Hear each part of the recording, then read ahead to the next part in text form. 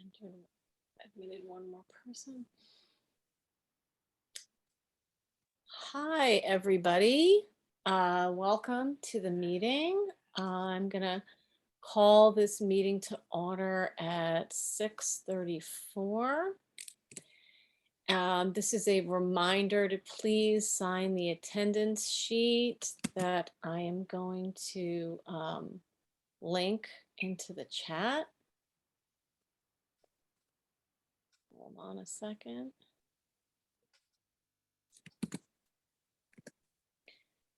And I'm going to ask the interpreters to please introduce themselves.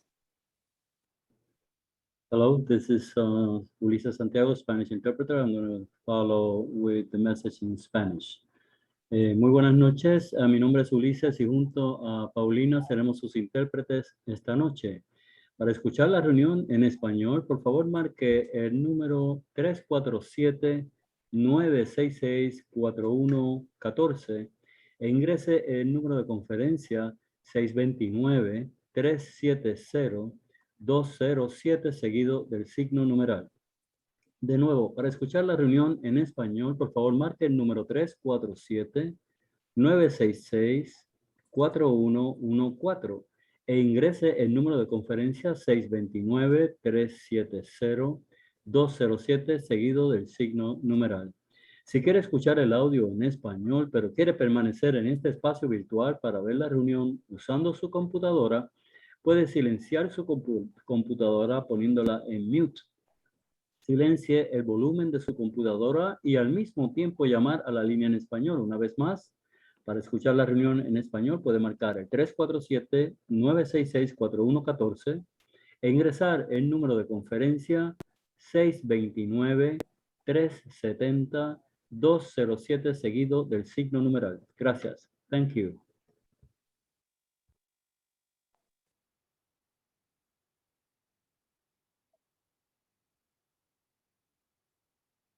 Could we have the next interpreter introduce themselves, please?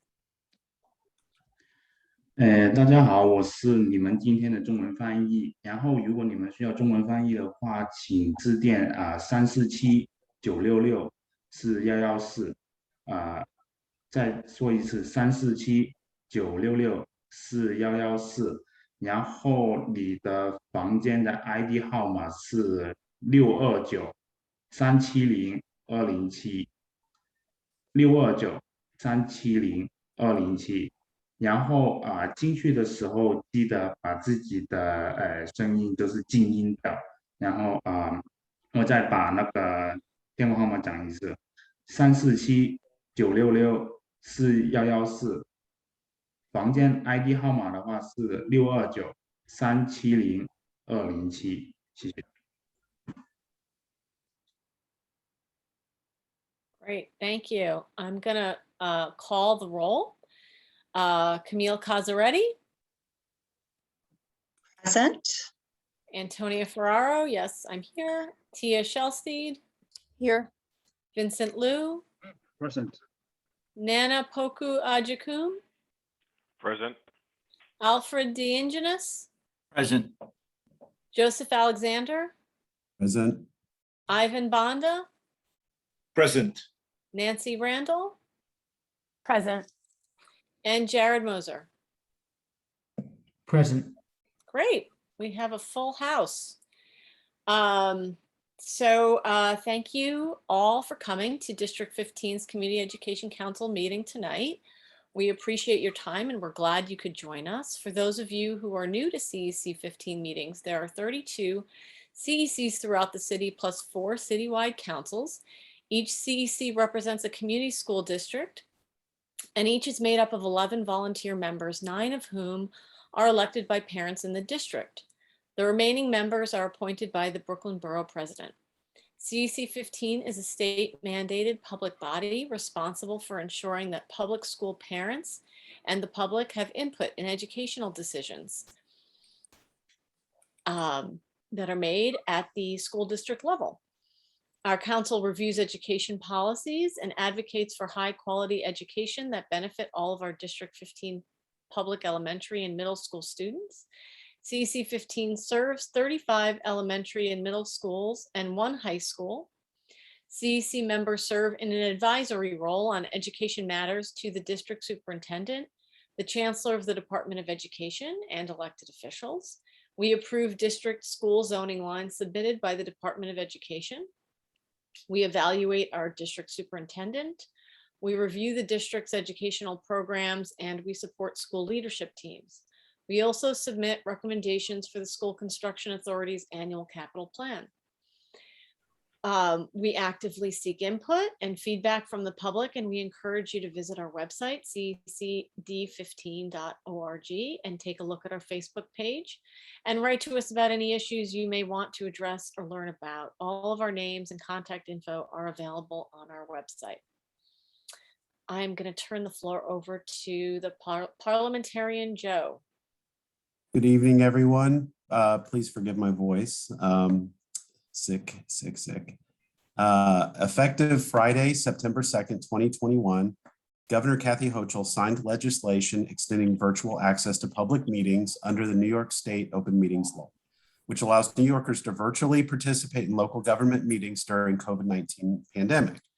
The legislation was initially implemented by executive order during last year's state of emergency and allows local government meetings that are normally held in person to be held remotely instead, as long as the public has the ability to view or listen to the meeting, and as long as the meeting is recorded and later transcribed. Tonight's meeting is taking place remotely and is a monthly calendar meeting. It includes a public comment period, and we will also post a link for the CEC email address. We encourage you to use that for any issues that you don't feel comfortable speaking about publicly. Thank you.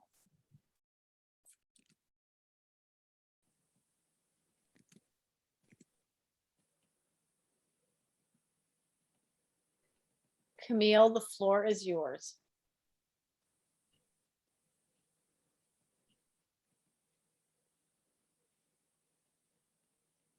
Camille? Yeah, sorry, hold on 1 minute. I'm just having some trouble here with the computer.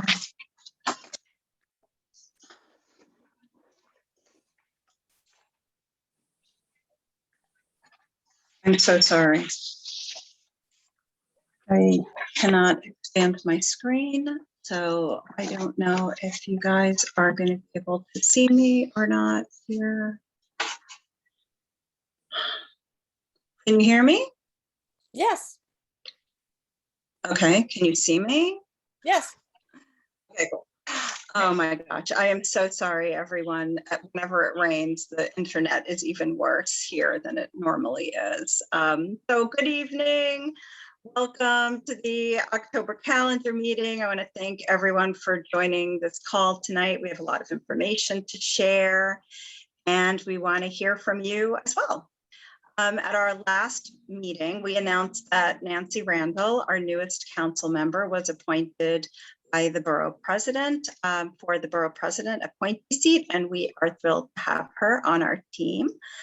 There are 2 vacant seats now on our council, and we will be sending an email tomorrow with the application. So if you or someone you know is interested in joining our council, please share the information with them. Because we have a new member now and we actually lost 2 members, we had to resort our list of CEC15 school liaisons. So CEC members should be reaching out to their schools to schedule meetings now with principals, with SLPs, with PTAs. Our biggest job is in this moment is collecting information on building repairs and possible new projects so that we can submit a list to the school construction authority. If there are any repairs in need of immediate attention at your school, please let us know and we will help to elevate that. I want to also report out on the New York State Assembly hearing on school governance that occurred 2 weeks ago. I was invited to speak, and I shared a lot of ideas for how to create a more inclusive school system that elevates parent voice. And speaking of parent voice, Brooklyn North CECs have come together to form a coalition, and we will be hosting a meeting this Friday night. It's going to be a parent-led forum for us, by us, and this is a space that we are holding for parents to come and share their experiences on the back to school homecoming. The email went out earlier today with all of the information and a registration link. So please sign up and please share that information. Tomorrow, Wednesday morning at 10 a.m., the City Council Education Committee is holding an oversight hearing to get feedback on the DOE's academic recovery plans. And additionally, they are going to be reviewing local law to amend the administrative code of the City of New York in relation to classroom capacity. That equals smaller class size. So the proposal is to be implemented over the next 3 years. If this is something that sounds good to you, please write to your city council people. I also want to just share our upcoming meeting dates for the remainder of this 2021 calendar year. We are going to be combining our business and calendar meetings in the months of November and December. So there's only 2 dates. They are November 9th and December 14th. We are going to be developing that school construction authority list at these meetings and vote on a final list at the December meeting. So for those of you on the call or listening in, if you have any trouble reaching your CEC liaison, please do write CEC15 at schools.nyc.gov and we will make an introduction. The school liaison list is also posted on the homepage of our CEC15.org website. So you can find your liaison there, and their emails are also linked. So last night, some of our council members met with the President's Council and the District 15 President's Council, and we will be making some plans for joint meetings over the course of this year to help support RPAs and PTAs. And just an update on the CEC15 student and family workshops. A request for proposals is going to be shared via email with the community this week. And I'm hoping that we can choose some vendors and start these workshops before the end of the year. So if you know anyone who is a DOE approved vendor and would be interested in putting a bid in for the student or family workshops, we'd love to hear from them. And lastly, I just want to close with an ask to please keep children of PS 295 who created the diversity mural and others who have been harmed in your heart. It's been very difficult to see and experience the pain that everyone is feeling around the loss of this work of art. I've been told that a restorative justice process has begun, and I hope that we all as adults will continue to center the voices of children and the BIPOC and LGBTQ+ community voices. A few of us on CEC15 are working on a draft resolution to support the D15 community in restorative justice practices, anti-bias education, and collaborative community engagement practices, in hopes that we can change some of these policies that allowed tragedies like this to occur. We just cannot continue to rest on our laurels, and I know we can do better. So I hope that everybody will take part in the healing and looking forward to growing together in our humanity. So with that, I will hand the floor over to Superintendent Scott for the District 15 report. Welcome, Superintendent Scott. Thank you so much, Camille. Let me come visit. Hi, everybody. Thank you so much. Nicole's going to share my PowerPoint. It's a little lengthy and I apologize, but I'll talk real fast. I wanted to make sure that I hit all the things that people need to know. So first and foremost, I don't need the PowerPoint to officially welcome my brand new deputy, Nicole Anzalato, the former principal of MSHS 497, the Borum Hill School for International Studies, is now the deputy superintendent of District 15. Nicole is an extraordinary leader. She has done an enormous amount of work with our equity initiatives. She's worked on the grant. She's worked with Dr. Eddie Fergus on disproportionality. She has spearheaded the work with the Minor Collective with the District Equity Council, Congress, and you know that this is work that we're going to continue, and we are delighted to have Nicole. I have to shout out Executive Superintendent Watts, Deputy Chancellor Donald Conyers, and of course, Chancellor Misha Porter, who were gracious enough to help us expedite the appointment of Nicole. So welcome, Nicole, and thank you so much for being our deputy. It's my pleasure. It's my honor. I'm seeing Nana and I'm shedding a tear, already missing BHS families. But the good news is that we're still here together doing this work. And thank you for the CEC for, just to the CEC for all the work that you've done. I've been really inspired by your focus on equity and anti-racism and implicit bias and social emotional learning. I've had an opportunity to work with a lot of you over the last couple of years. So I feel like it's sort of a homecoming for me. It's a big change and a big transition, but you're my extended family. So it's really a pleasure to work with all of you.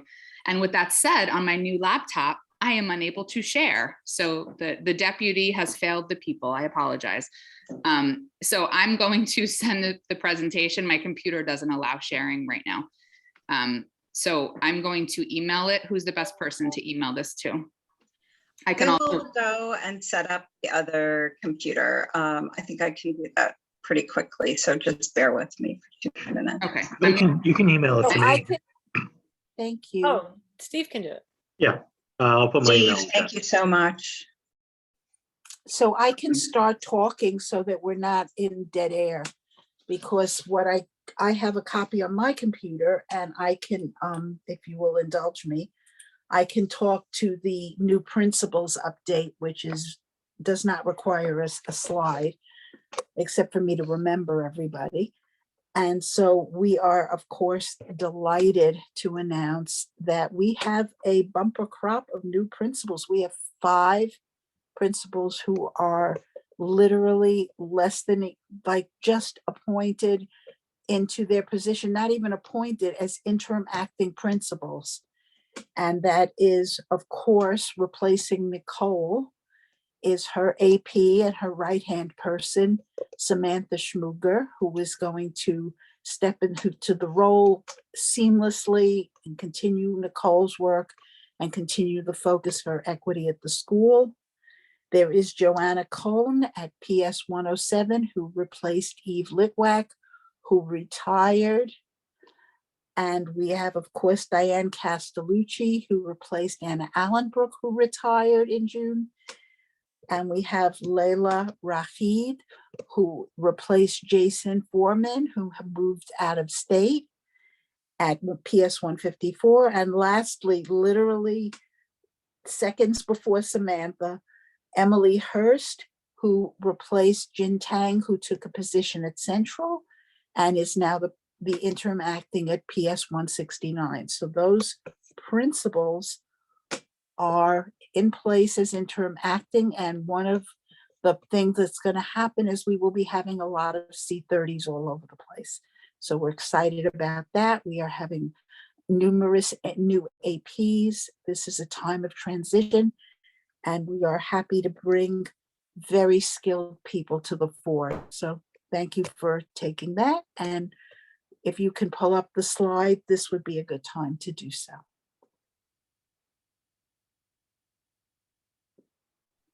I have not received it yet. Okay, I sent it, so it should be coming any second. Great, thank you. Mhm. So I can quickly walk you through the agenda. I'm just don't want people to be uncomfortable. We will be talking about the academic screeners. We will be talking about social emotional screeners and social emotional learning. We will be talking about Brilliant NYC, and I will be giving you updates on when our town hall is. We will also be talking very briefly about New York City Rise, which is the Kindergarten Save for College program, which is a wonderful, wonderful opportunity for families. We will be talking about the alignment of goals and expectations for the year with the chancellor's priorities and principles, the executive superintendent goals, and of course, the district foci. And then, of course, we will take questions and comments and end with the final word. So having said that, we're all set, and I will speak as quickly as possible. I just got it, so I'm just bringing it up now. Thank you, Stephen. Take your time, Anita. You don't have to rush through it. It's a big agenda.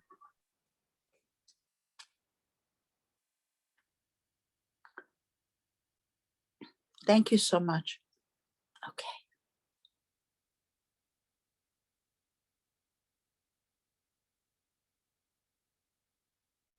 So as you can see, this is our agenda. We just walked through it. Let's go to the next slide. This is Nicole. For those of you who didn't get a good look at her, this is our new deputy. We're very proud of her. And I want to talk a little bit, just a little bit about academic screeners because Friday is the deadline for the first iteration. And I want to continue to explain, and Joseph and I have been in correspondence repeatedly over this, Joseph, and I wanted to ensure that I raised it at the central level. As was announced in the October 15th edition of Principals Digest, the academic screeners started on Monday, September 27th and ends this Friday, the first iteration. There are various screeners, but the preponderance of schools are using Acadience, which used to be called Dibbles, which is a one-to-one phonics screener for young children and goes all the way. There is also Acadience Math that is being used, and some of our schools have raised the issue that the booklets were too sophisticated for the very youngest children. We reached out to Central and we were able to get a very simple one-to-one screener in math that the schools can use. And some of the schools immediately jumped on that bandwagon. Specifically, I can tell you PS 24, and I know there were others. So that these are accessible to kids, they're easy, they're one-to-one for the little ones, and they're designed to enable teachers to see what their phonics skills are, what their numeracy skills are. They are just diagnostic. I know I'm very repetitive when I say this, so please forgive me, but this is not designed for children to be graded on. This is not their report card grade. So please don't get nervous. And if somebody says to you at a meeting, oh, my teacher said that I didn't do well on the screener, so I'm getting a bad report card grade, please let me know, because we will follow up immediately. This is not the purpose of screeners. What they are designed to do is enable teachers to see where students are in certain areas specifically. I want to talk a little bit because I reached out to Central today and I spoke to a person at Central who is in charge of this and looked carefully at the map screening, and I saw a teacher's version of it. And I know there is a lot of question about this. So when I looked at it, and I will be honest and tell you that it is complex because it aligns the student achievement not to a specific question, but to the New York State standards. And so they are looking at where the children fall in the map in the New York State standards.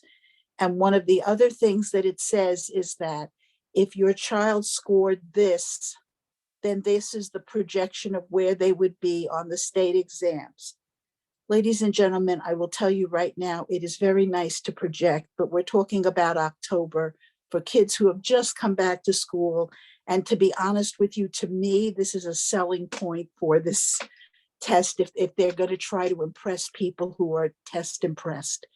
This is an academic screener to diagnose children's needs and to help teachers see which standards they need to work on.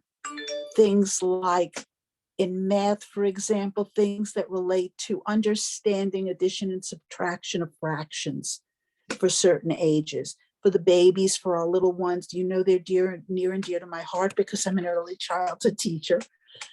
Where are they with consonant sounds? Where are they with blends?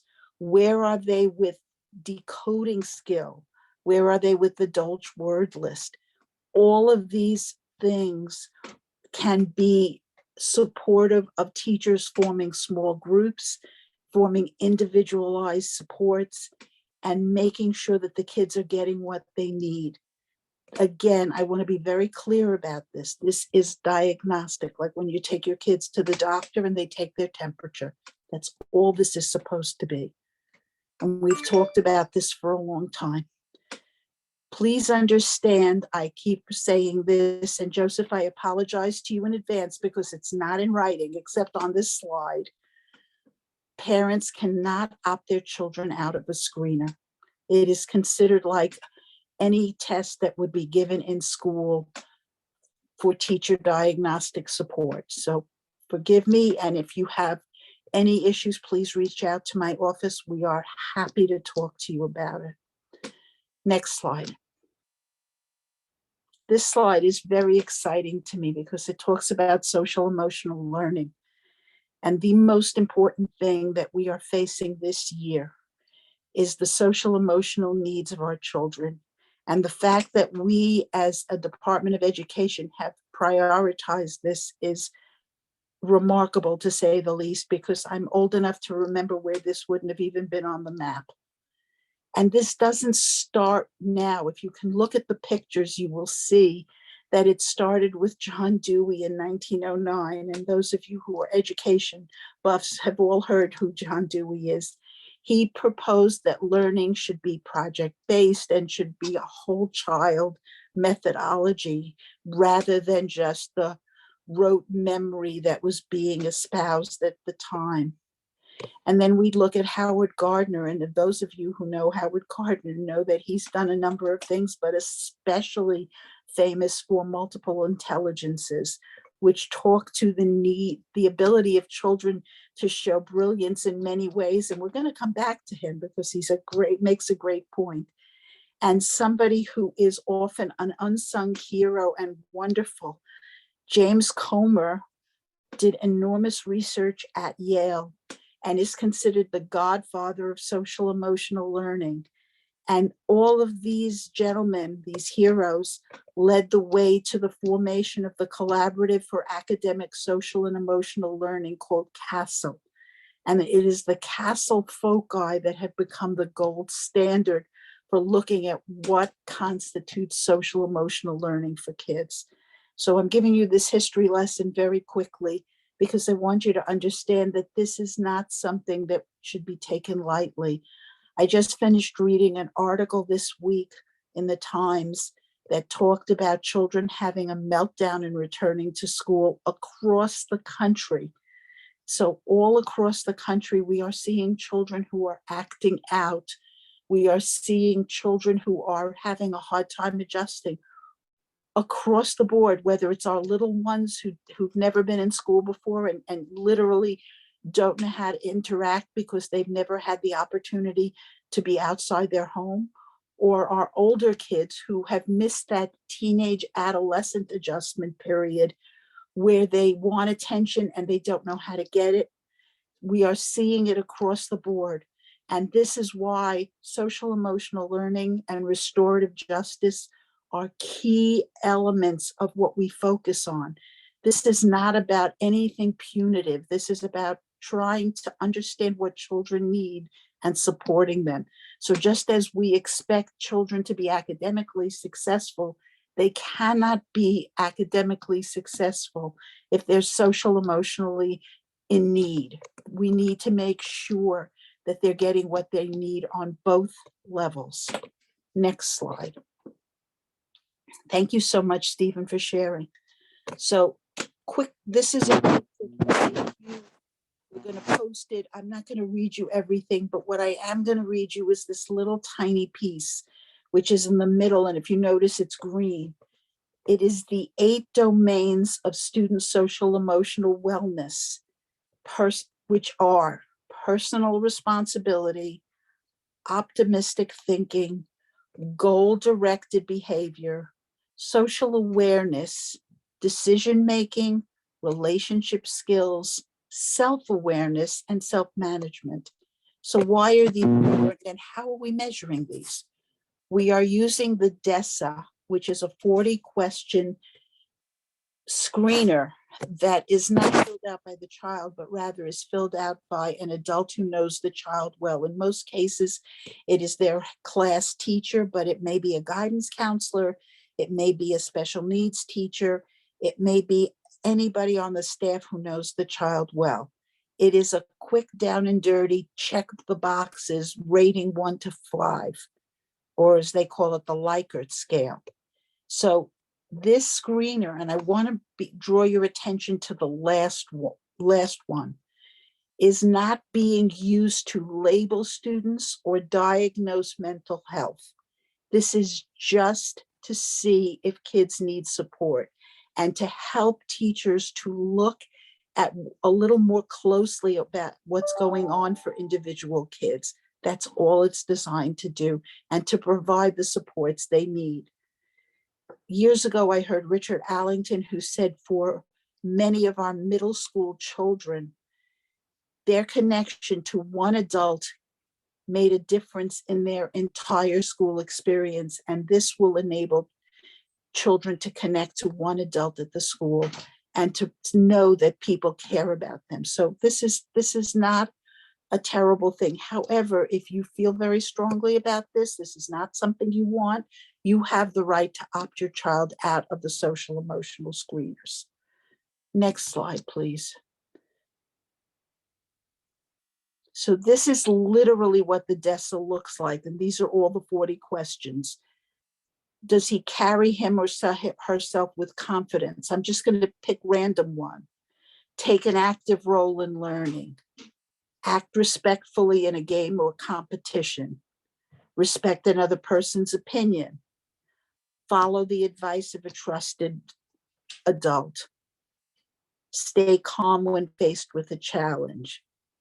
Give an opinion when asked. Make a suggestion or request in a polite way.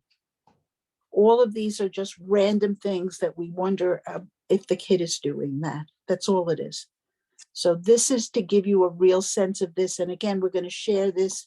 It'll be on our website. It'll be on the CEC's website. You can look at it more deeply. Next slide. This is something that people are going to want to talk about, and I'm just going to touch briefly on it. So you're all aware that the mayor announced that starting in the fall of 2022, all elementary schools will offer an instructional model that promotes project-based learning, group work, enrichment opportunities, and theme-based instruction. And that they will train all 4,000 kindergarten teachers to create these rich learning environments, provide age-appropriate project opportunities, and learn to observe and identify students' strengths. This is in response to concern about G&T programs and the segregating quality of G&T programs. And I can tell you a personal anecdote. When my own grandchild was, who by the way is a mixed race child, was 4 years old and going into pre-K, he could already read quite comfortably.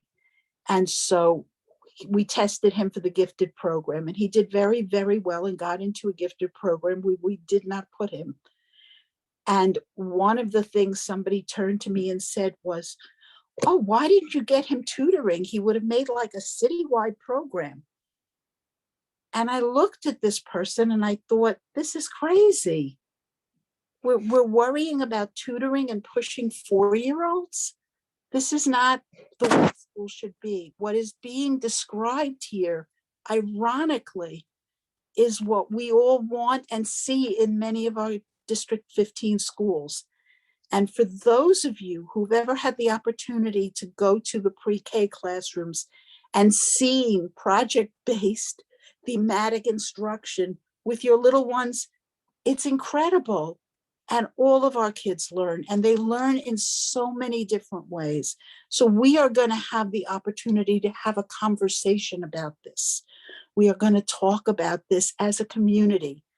And this will happen. We're going to have our own brilliant New York City town hall on November 23rd. So put that date on your calendar. And the idea is to come together as a community and decide what we want for all of our children. And we are delighted to have this opportunity to talk. And we are delighted to have this opportunity to enhance the enrichment and acceleration opportunities for all children. So more to come in New York City. Next slide. This is a really remarkable program. And I just wanted to touch base on it with you because we will be rolling it out more. But this is a unique opportunity. Every child who is in kindergarten this year is going to be given a starting scholarship account of $100, unless the parents opt out, which they can. This is a tax advantaged account, which means it doesn't involve taxation pieces. And it is designed to help people save for college education. But the beauty of this is it is designed to bring the communities together and families together to think about saving for college in a unique and different way. For example, it doesn't require a lot of money to add to the account. So maybe it's that $10 or $5 birthday present or a Christmas gift. But it also means that our communities can work together to do fundraisers that will then go into these accounts for our children. This is very exciting.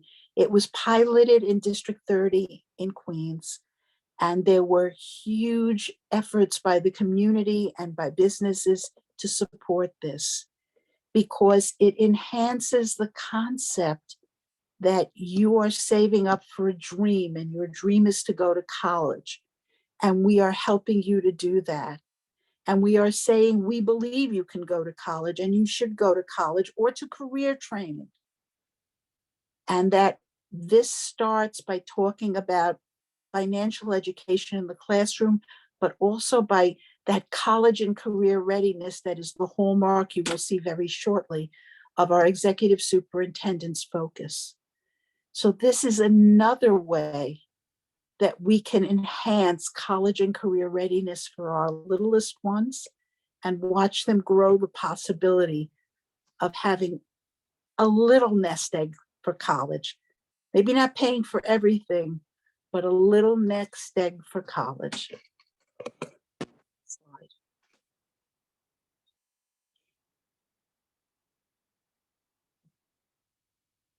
Thank you so much.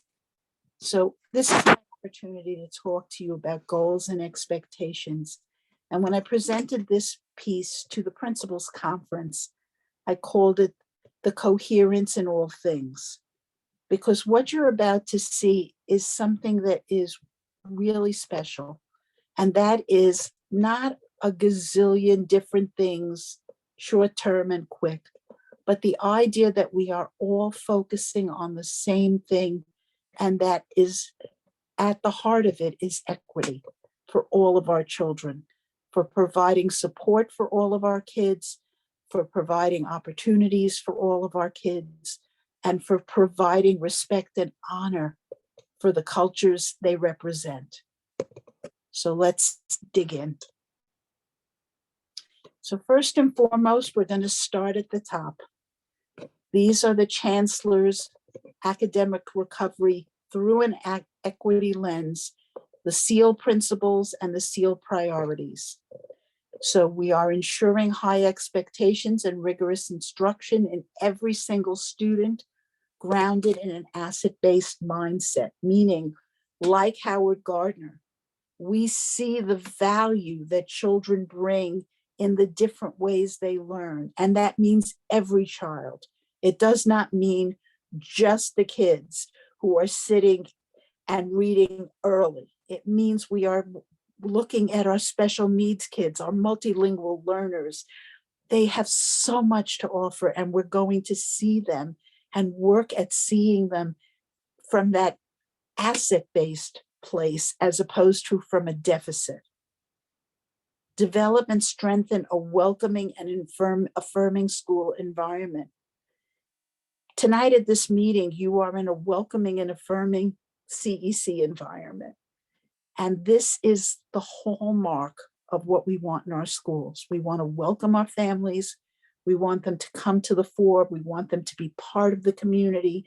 We want them to be part of the planning. Somebody once said to me, it's not about a seat at the table, it's about planning the party. And that is so true. So everybody is welcome and we're very excited. We implement an inclusive curricula and assessments that center student voice and collaboration. One of our foci is what I call student discourse. We want to hear our kids. We want to hear what they have to say. We want to see what's going on. We also want to make sure that there is professional learning for teachers to make all of this happen. So these are the 4 principles. And then there are the priorities. Focus on early childhood, culturally relevant and sustaining curriculum in every school, digital citizenry, investing in special education. And next month, I'm going to talk about academic recovery, providing greater support for our multilingual learners and their families, ensuring our students are college and career ready, and social emotional learning as a priority from the chancellor for support of all students. So this is what I mean about the coherence of all things. Next. And then we get to our superintendent's goal, our executive superintendent's goals. These align and they focus in on 3 things that are very important that make a difference in the success of students. First of all, increasing attendance. If children are not in school, then they don't have the opportunity to learn. So how do we make that happen? How do we ensure that kids are coming into school, learning, and consistently attending? College readiness. We just talked about it, college and career readiness. What do children need to make sure that when they get to high school, when they get to middle school, when they go up through the grades, that they have the skills they need to handle college because they have been successful both academically and social emotionally, because they've developed resilience, because they've developed a sense of purpose and self, and because they really believe that they can do this. And of course, that will lead to an increase in promotion and graduation. How are we making sure that our kids have those skills? How are we using our data to look at who needs extra support, which is what we were talking about? And all of these 3 lenses are touched by these 3 bullets that are underneath. Addressing disproportionality. I can tell you that in District 15, one of our foci is going to be students in temporary housing. We don't have a huge population, but those children have problems with attendance. We also look at suspension rates. We also look at discipline rates. All of those have to do with disproportionality. Even just academic success. Who are the kids who are successful academically and who are not? And how do we change that number? social justice, ensuring access and opportunity. This is perhaps so groundbreaking in the way we have to think of things. How can we ensure that every child has access to what they need and access to great opportunities for learning? This is very much tied to Brilliant NYC. Really important. Our kids can learn and do amazing things. I'm an early childhood teacher. I keep telling you that. I apologize for the redundancy. But when you see what little ones can do and learn, you realize that giving them access and opportunity makes a difference in the world. Culture and belief. So this has to do with shifting mindsets. What do we really believe? How are our beliefs controlling interactions and outcomes? So all of these are connected to everything. Next slide. So we have taken these three and we have prioritized in line with the chancellor's priorities where they fit in. Increasing attendance is an absolute given. We looked at college and career readiness, and we looked at project-based learning and rigorous academic discourse for children, both technologically and writing skills. That makes them digital citizens. All 8th grade students will participate in and sit for at least one Regents examination in either science or math. This makes a difference when they get to high school because they've already accomplished some of the requirements for graduation. So they're on their way. Increased promotion. Again, foundational literacy, extremely near and dear to my heart. Getting our kids to be good, strong readers early so we don't have to worry that they're behind when they have to do the harder reading of the upper grades. English language proficiency, utilizing the first language of our multilingual learners, utilizing their culture, utilizing their academic strengths to help them to acquire English in a way that makes them successful in 2 languages. Numerical disproportionality. What are we seeing in terms across the board for our students with disabilities? But what are we seeing in terms of suspensions? What are we seeing for our children of color? What are we seeing in terms of academic success? Disproportionality happens everywhere. Again, social justice, the culturally responsive and instruction and integration, and revisiting the diversity initiative so that we know what's working and what needs to be pushed. Ensuring access and enrichment opportunities, including challenge and acceleration for all students. And then last, but certainly not least, culture and belief.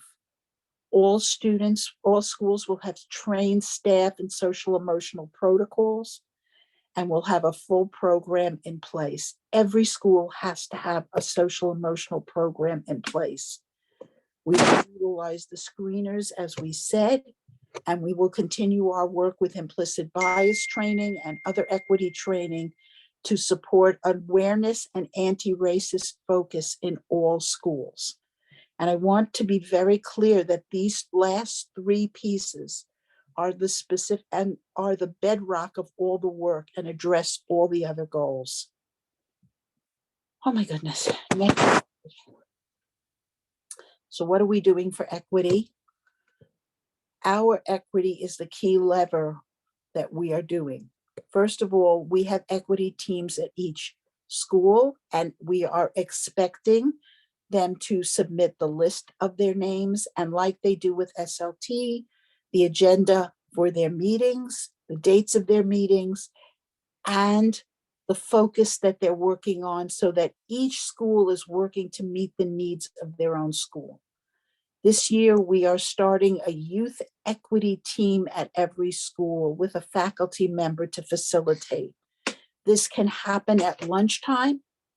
It can happen after school, but the goal is in fact to please make sure that our kids' voices are being heard. We have our Equity Congress, which we've had for a number of years, as monthly meetings with representatives from each school to share, again, looking at attendance, looking at best practices, looking at concerns and needs, and participating in training across the board. We've already been talking about many different forms of training that you'll hear in a minute.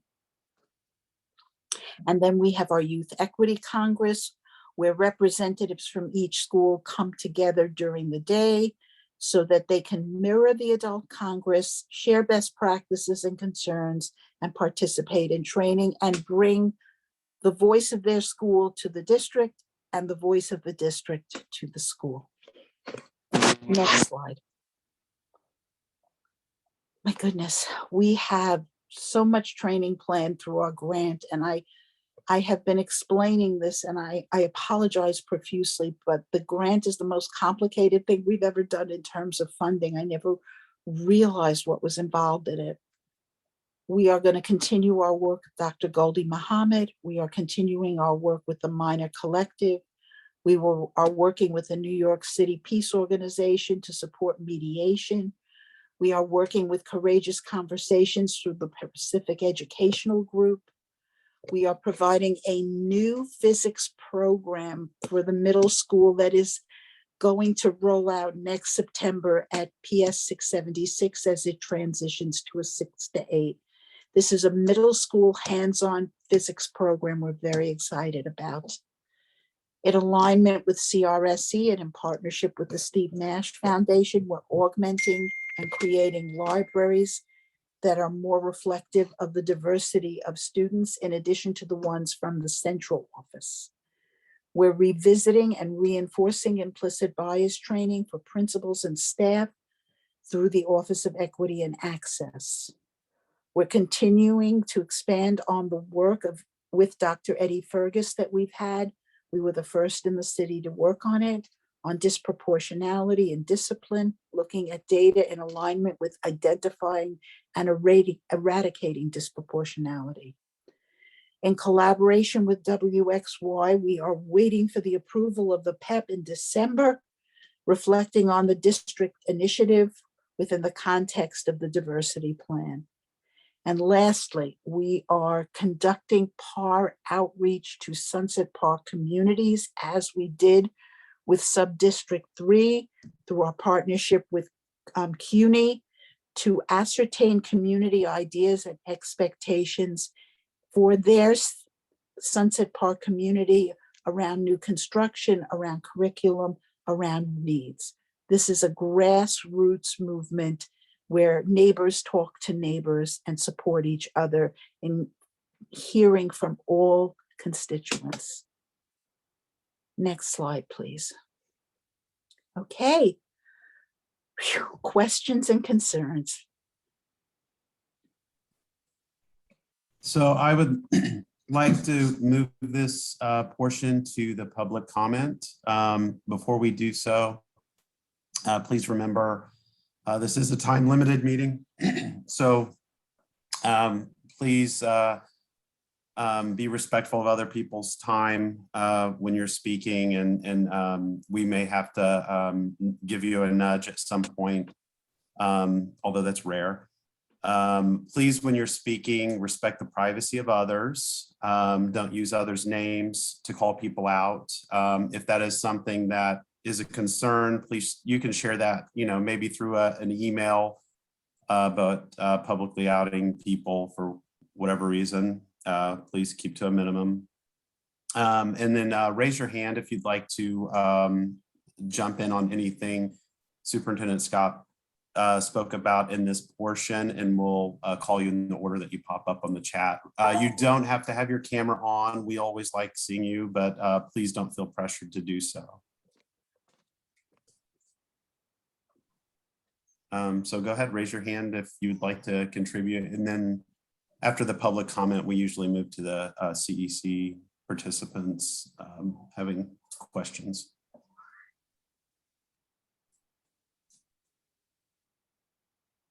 Yes, Kamala Carmen, I was reading your comments in the comment box. I was interested in hoping that you would chime in. Yes. I'm going to just turn on my video for a second. Yeah, I was dismayed to hear the comments about the screeners, both of them. And while I'm so interested in an equity focus, but I feel like so many of the proposals that are being put here, sold as equity, are actually inequitable, and they run contrary to facets of equity. Things such as these screeners, as I wrote, to say that they're part of the curriculum is just so untrue, because it assumes that there is a curriculum. There's not a unified curriculum in D15 schools. We're praising project-based learning and yet saying that we want to give children tests 3 times a year on top of the state tests and on top of the Regents, et cetera. We're saying that we want to have all 8th graders take Regents tests. We're saying that we want to decrease suspensions. While we're saying that, if we look at which schools do best in terms of decreasing suspensions and things like that, they are the consortium schools, which do not have Regents tests. We're talking about working with Dr. Goldie Muhammad. She doesn't support things like standardized testing. So I think there's a lot of gaslighting that is happening here, and it's really too bad, because the larger goal is a good one, but these individual parts of it are really not only inequitable, they're undemocratic, and they run contrary to a progressive vision of education.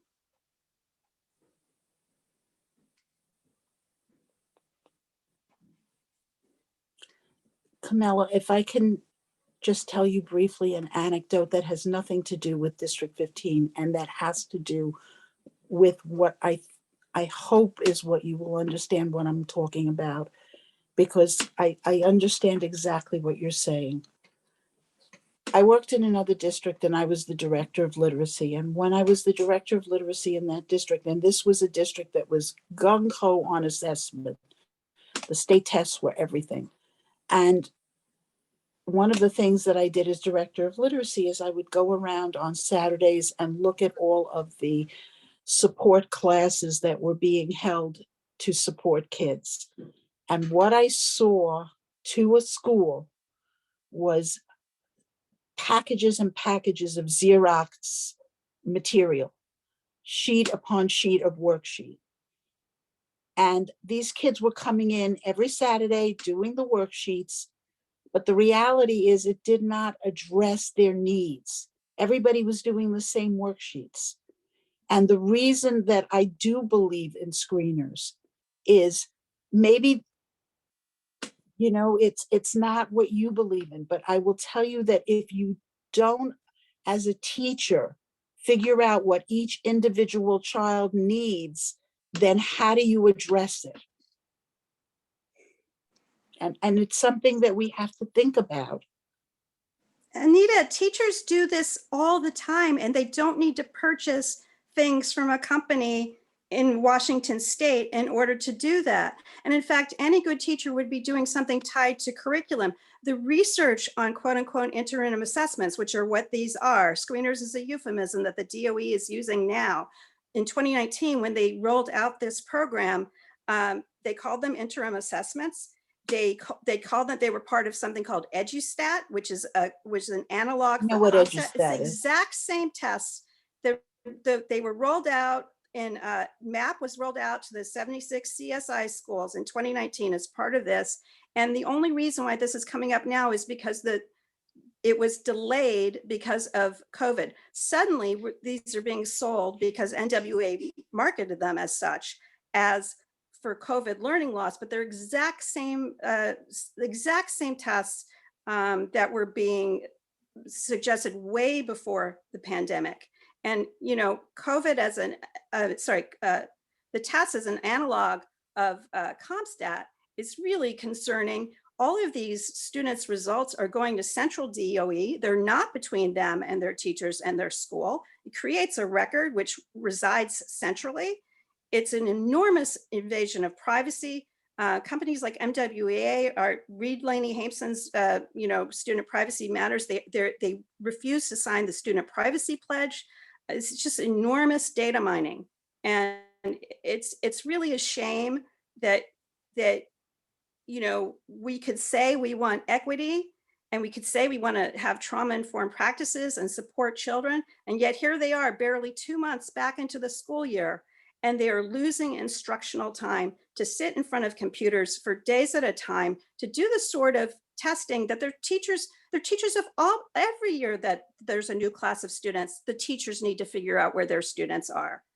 I know that at my child's school, for example, they're not going to use this to, you know, because their curriculum is the project-based learning that you're talking about. And that therefore they're not going to use like a report that says what skills, quote unquote, the student is ready to develop and predicts what their test score is going to be on the state test. And if you've seen the redacted reports going around, they're also going to predict how they do on the ACT. Why should a 6th grader be concerned about how they're going to do on the ACT?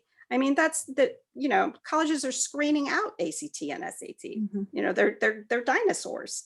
So it's really, of course, teachers need to know where students are. They don't need to know it in this way.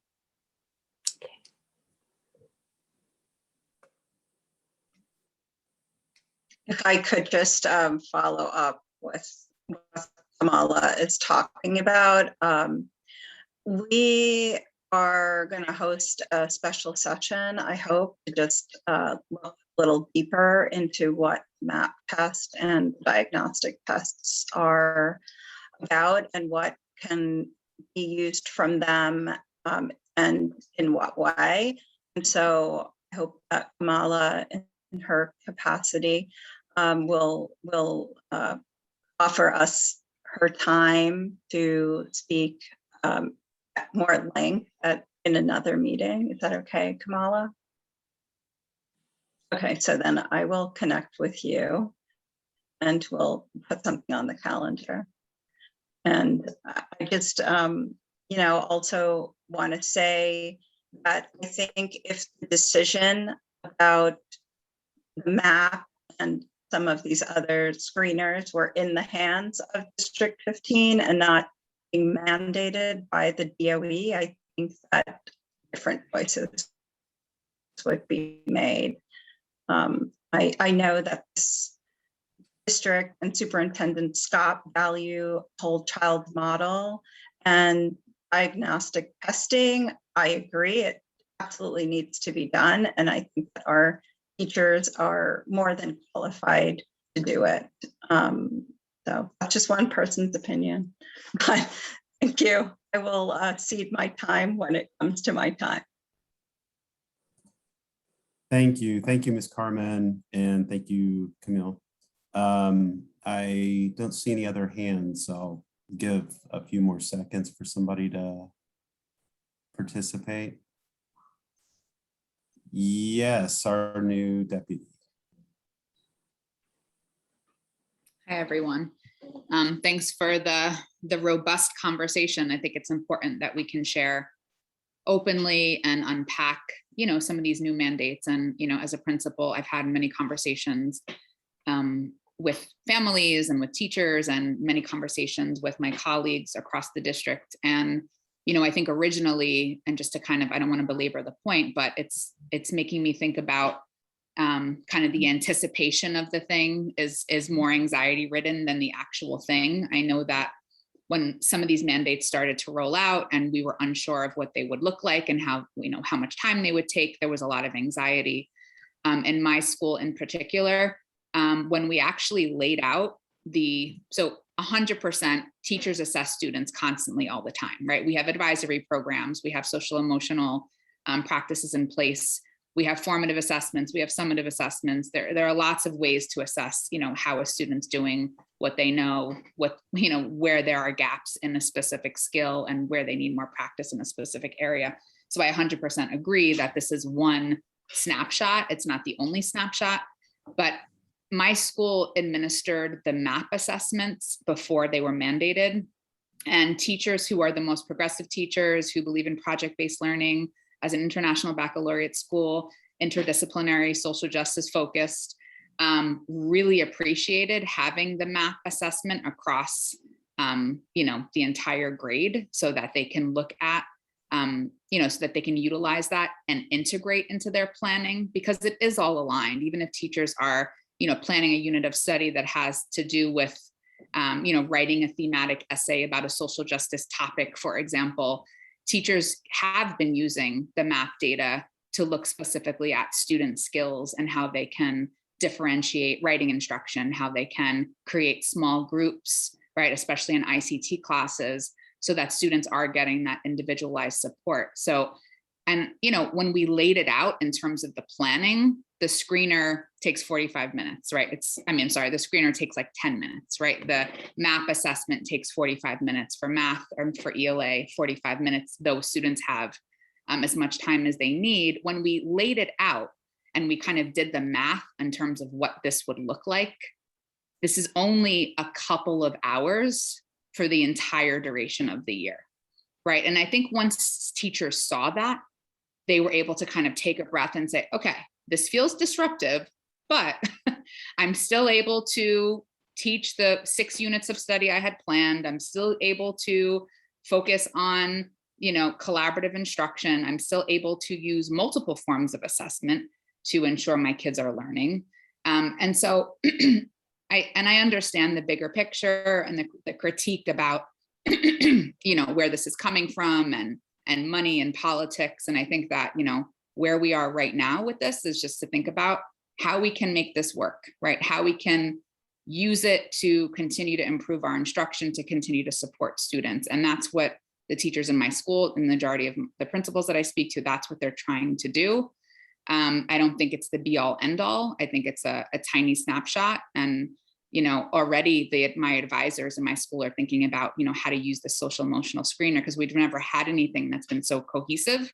So now we're thinking about, okay, well, then what does that look like? What are the workshops we want to provide? What are some advisory lessons we want to teach to some of these key areas around responsibility and, you know, having difficult conversations and what it means to advocate for yourself. And if you have some more information about students in that regard, you know, we've been trying to look at it as how can it deepen the work and not take away from the work. And so I'm just adding that perspective to say, even if we don't 100% love it or agree with it, or, you know, we can be critical of kind of where it's coming from and how it's used, I think schools are really trying to do the best they can to make it meaningful and to integrate it and build upon the foundations that they already have.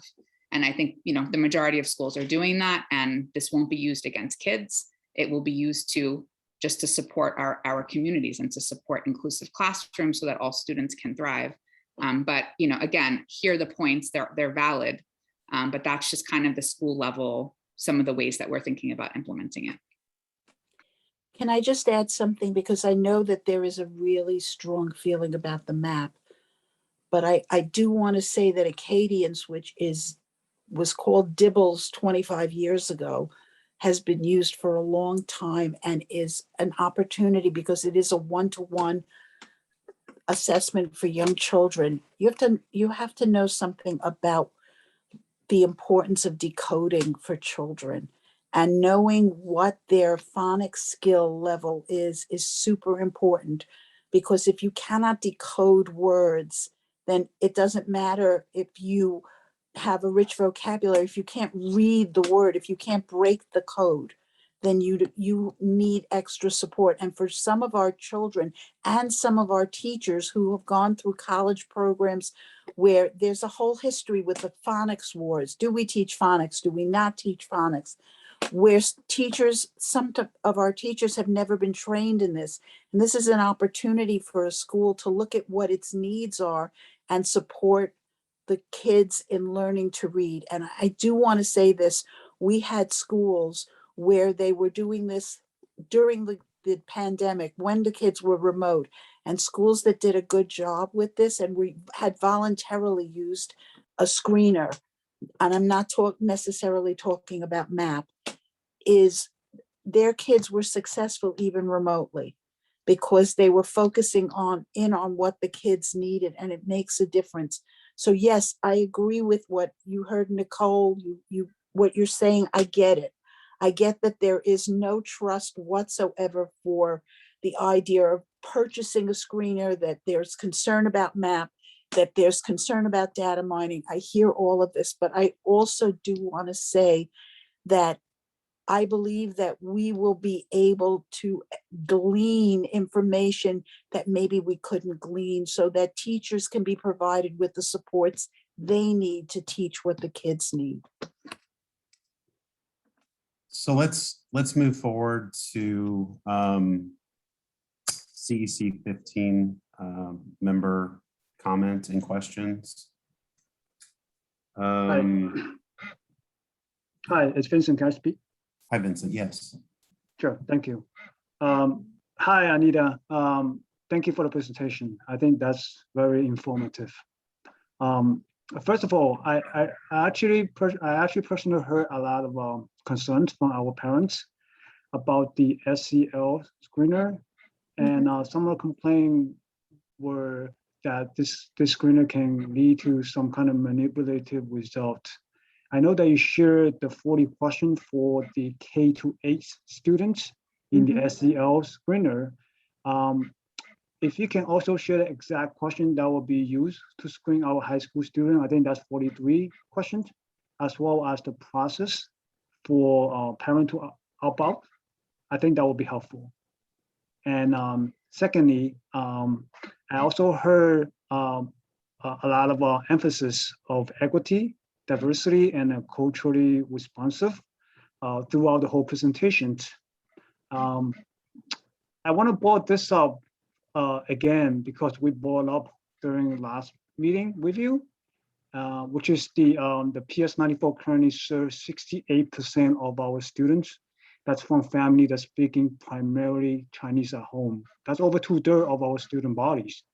However, none of the member in executive level of PS94 are able to speak the language that's aligned with the culture of the majority student body. I think that's obviously inequitable. You and I have spoke about this even at the beginning of the year, in addition to last meeting. And our parent and I have repetitively asked for a clearer plan to address this. But until now, we still haven't heard any update. We have parents, again, from our PS94 this evening and waiting for this explicit plan to address this. Can you please speak into it so that our parents who's been waiting for a long time can actually get a sense of where everything's are, and when can we expect some improvement in this area? Thank you. So I need clarification, and I need to make clarification. I hear you asking that you are concerned that the administration at PS94 is non-Chinese speaking. I know we've talked and you've said yes, that there are people who speak Chinese in the building, that it is not the people who speak Chinese that is the concern. It is that the community would like to see a Chinese speaking administrator. And we are happy to support that. Should there be a need for an administrator, that could be a priority that the building could focus on. But you also have to understand that we cannot specifically say we want to hire a Chinese person for a specific position. That you can't, it doesn't work like that, it's illegal. We can say that we would like somebody to be bilingual.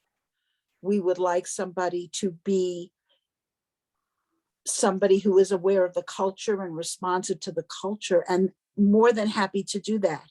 In addition, what we are doing, and we are working with our principals, is to expand outreach so that there is more of a diverse population when they are conducting C30s, so that there is more outreach to a greater community for more people who are representative of our different diversity in our district for schools. But what I'm hearing you say, and Vincent, please forgive me if I'm wrong, if I'm misinterpreting this, I'm sorry. My understanding is you would like the school to hire an administrator who speaks Chinese. Am I right in that assumption, or are you? Yes, that's correct. That has been the main request. Our parent never requests that, never specified a ethnicity of a application. Rather, it's someone that speak the language of of tutor of our student body's family, and also able to understand their cultures. That's the bottom line of what they're looking for. Totally understand that. And I understand, and I know Joey has brought this up frequently, that there needs to be greater cultural understanding across the board for communities. And that is something we can address when we are doing training, so that there is a clear understanding of the different aspects of culture in different parts of our community. That's a wonderful thing, and we will definitely go forward with that. I don't know if PS 94 needs an administrator right now, but going forward, if that is the concern, is to hire a bilingual administrator, that certainly can be a priority for your community. Absolutely. Thank you. Is there some kind of plan or some kind of timeline that you can give out? Perhaps not during this meeting, perhaps offline to our parents, so that they know this is something that is on the way? Because we spoke about this for very, very, very long time. I think we need to speak of this offline, because I need Okay. clarity of what you're asking. Okay. In terms of timeline is confusing me. I'm sorry. Let's move forward. I see Mr. Zhang has raised his hand. We're in our CEC member portion. Mr. Zhang will circle back around after the CEC members have gone through. Joseph? Yes. Joseph, yes. I just wanted to add that under the guidance of Camille and Anita, we are CEC members are always trying to get in touch to engage parents directly where they live and to find out their needs. So this morning, I was part of the launching of the bar and Sunset Park. Thank you, Anita, for sending, Brenda was there, Anne, Maddie. We had a member of Community Board 7. We have 2 parents from 516, PS 516. We had the members of Voces Ciudadanas and Visión Futuro. We had attendance of mothers that Asian mothers that I think were speaking Chinese. We got translators in Chinese and Spanish, and it was very interesting to have this first meeting of this task that is going to last a few months. And just Maddie was great at explaining the process, the concept of PAR, and the how much we need the input for the community. We have been giving examples of what we did in Red Hook, and it was a great meeting. I talked to some of the parents, and I told them that they should attend our meeting, of course, at CEC, but also that when information will be available, we will be calling Anne and Maddie to give presentations here in our meetings, so the community will know exactly what is happening in Sunset Park. So there's a little bit of report on part of the CEC and our constant parent engagement with the community. Thank you. Thank you, Ivan. I would like to speak on the SEL specifically, or both screeners really, but specifically the SEL, in that this is a psychometric, and it is something, it is the type of assessment that is done by somebody who's trained in mental health. And the interpretation of that or the use of that data is also used by somebody who's trained to practice in mental health. And, you know, that's their word. They describe it as a psychometric tool. And teachers are not trained to do that. You know, I'm not an expert at teaching. I'm married to one, but I am an expert in child and adolescent psychology. And I do know that, and I work particularly with DOE students in foster care who are our most marginalized kids. Our highest degree of trauma, and the kids that probably are labeled with conduct issues or in all of these schools. You know, trauma looks a hell of a lot like conduct problems, you know, and a lot of times. And to say that there is absolutely no negative outcomes, I don't think that anyone on this call believes that. Like that's not how any screener works. There is got to be a negative consequence of it if the cost alone is a negative consequence.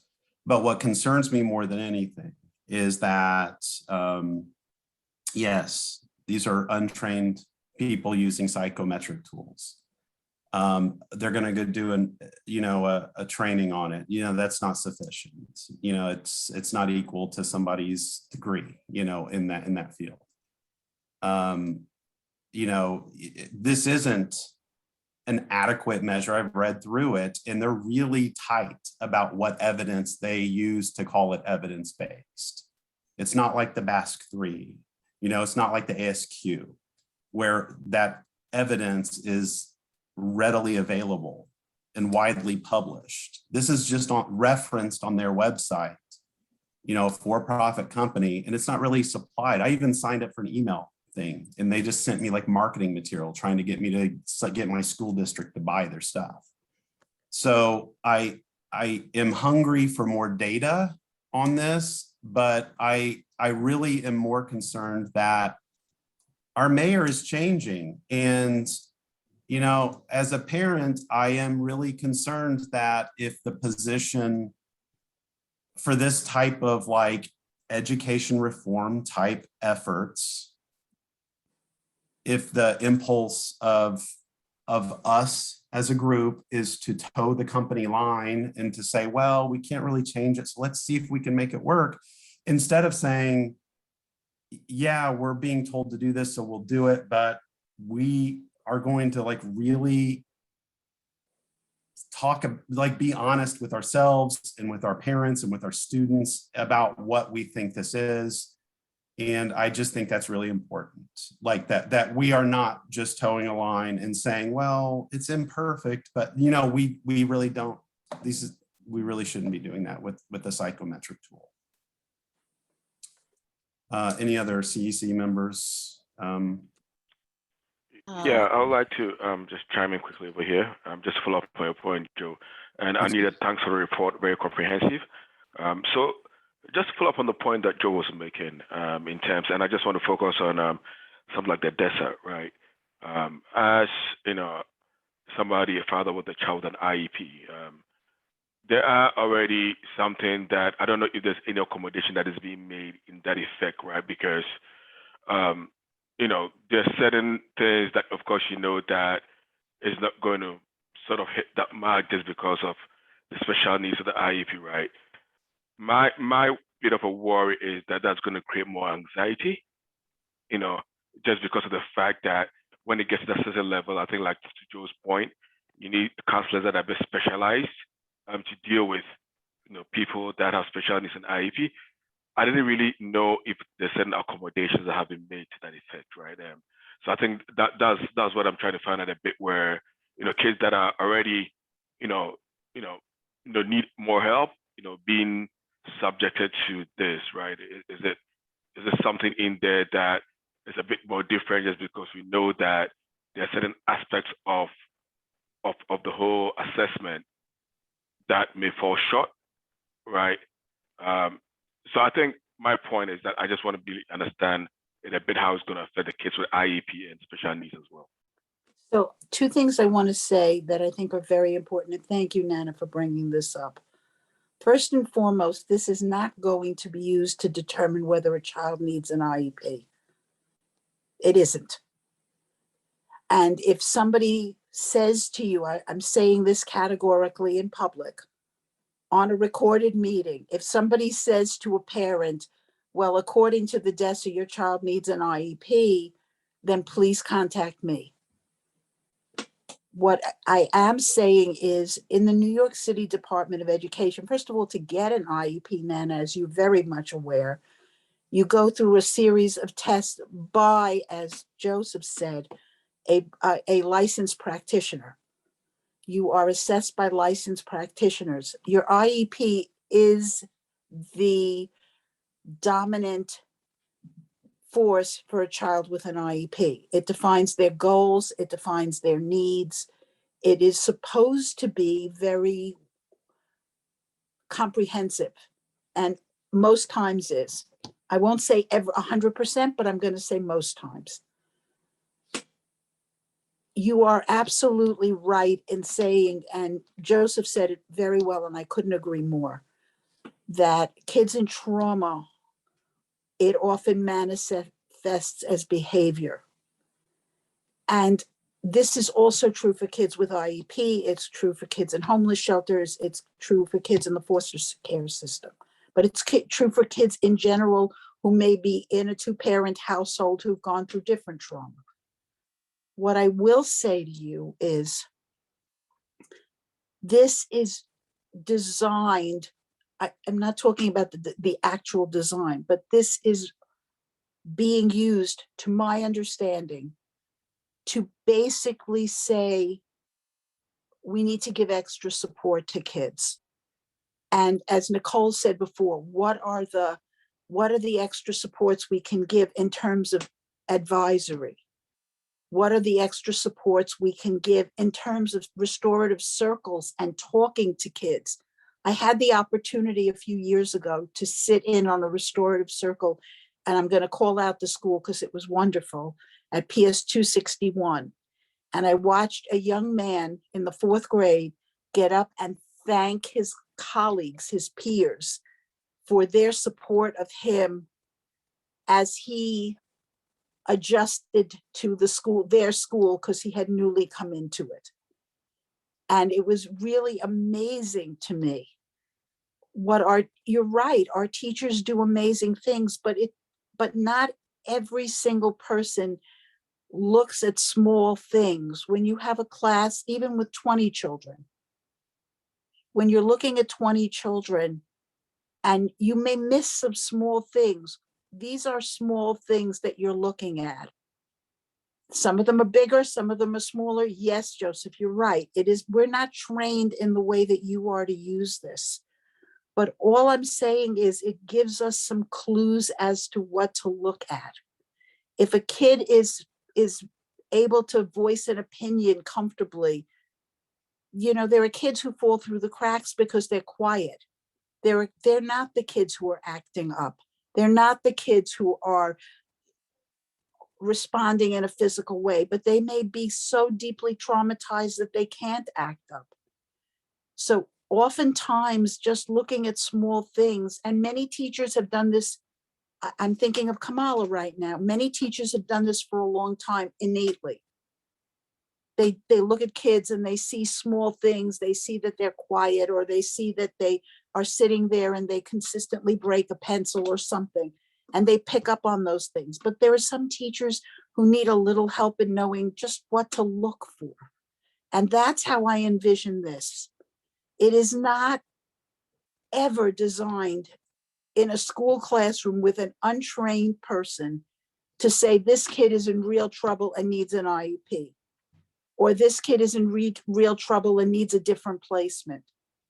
What it needs to be is just a couple of questions.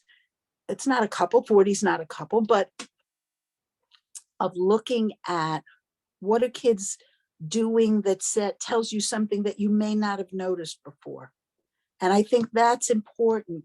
Maybe not for every teacher, but for teachers who've not looked at the small things.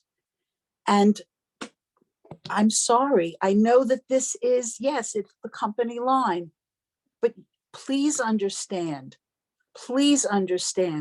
I'm 37 years in the Department of Education, and there was a period of time that for most of that career where social emotional learning wasn't even considered. It was either you behaved, you sat in school, you listened. This is at least not perfect, but it is talking to looking at the social emotional needs of our kids. It is saying that kids are in trauma. It is saying that kids who act out are not, quote, bad kids. It is saying they need support. And for me, as an educator, it's about trying to provide that support. Do I think this is perfect? I don't think anything is perfect. But I also think that this is a step in the right direction. I am not a person who's going to say to you, I'm going to get involved with the politics of this. Because to be honest with you, I was around the block with Pearson too. So I get it. And I get the angriness about these companies that make money off of this when it should be a more organic feel to it. But I do care about teachers who don't necessarily notice a child or who look at a child in trauma and don't realize where the trauma is coming from. So, and yes, it is tied to equity, because anybody will tell you that who are the children who get looked at when they act out more? It's kids of color. And that statistic you can't argue. And so for me, let us try to do what we can do to help our kids, because that's what we have to do. And I will tell you, in all honesty, my middle schools are telling me that there are a lot of kids in middle school who have a hard time adjusting right now. They're having a hard time. This is, and as I said earlier, this is across the nation. I want us to do things that help. This is not perfect. And this is definitely not going to put a label on a kid. At least if that's what's happening, please let me know. But let's at least try something, because if we don't help our kids, they're not going to be successful. And that's where we have to go. Okay, we really must move forward. I'm sorry, Joseph. No, I'm that's sorry. fine. I took my fair share of time too. What do we have any CEC members that needed to discuss something critical to Superintendent Scott's presentation? Sure. Can we expect a D15 update, plan update with data in December or January? You mentioned it briefly in your. Antonia, I would say I would aim for January, because they're not even going before the PEP until December, and we cannot spend one nickel until they go before the PEP. I see. Thank you. I'm sorry. We were trying everything, but they kept pushing us back. Thank you. And Mr. Yangfen, did you have something to share?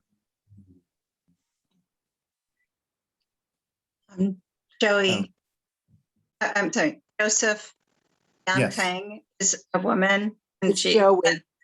I'm she goes sorry. by Joey. Sorry, you don't know that. Oh, I didn't know that. Joey. That's the Joey I heard earlier. At first, I thought you guys were referring to me as Joey, and I'm like, okay, I'll go with that. Sorry, we were not doing that. Oh, sorry. Yeah. Tia. Hi, I just wanted to quickly connect to this idea of privacy. Just very quickly to say that to request that, I mean, we heard from Kamala that the company, the map company, has refused to sign a privacy agreement. So obviously that is raising red flags with everyone. And I just want to emphasize how unacceptable that is to most parents, or any parent who who would know about it. But in terms of the social emotional screener, Anita, I'm hoping that you would be able to provide for us the next time you come the official DOE policy about who gets that information and what the flow Absolutely. of information about that is, where it's stored. Because, I mean, kind of to take this to the most extreme, if we don't know, if the company is refusing to sign a privacy agreement, then in theory, these screeners could be connected to our children's social security numbers. I mean, or sold, so I know that Google Classroom, when you register for Google Classroom, you get a screen that says, you're agreeing to a privacy agreement. And if you want to know what the privacy agreement is, you should contact the school district, which I have repeatedly requested from any school DOE official that I encounter. Can I please see the agreement that the DOE has signed with Google Classroom? And, of course, we know that Google's motto is be evil or something like that. I think they changed it to don't be evil, but it was originally. Anyway, thank you, Anita. I make these requests. I know exactly what you want, and I'm going to find out because I've actually seen it. I just don't remember it. I know exactly what you're asking. Thank you so much.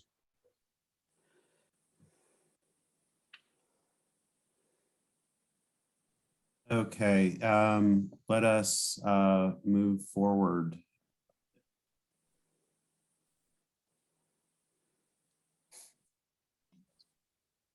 Anita, thank you so much. Superintendent Stopp, thank you for the very thorough report. Our next item on the agenda is the high school superintendent report. And we have Dr. Tu with us here this evening. Dr. Tu, are you able to? Oh, you have taken. Hello.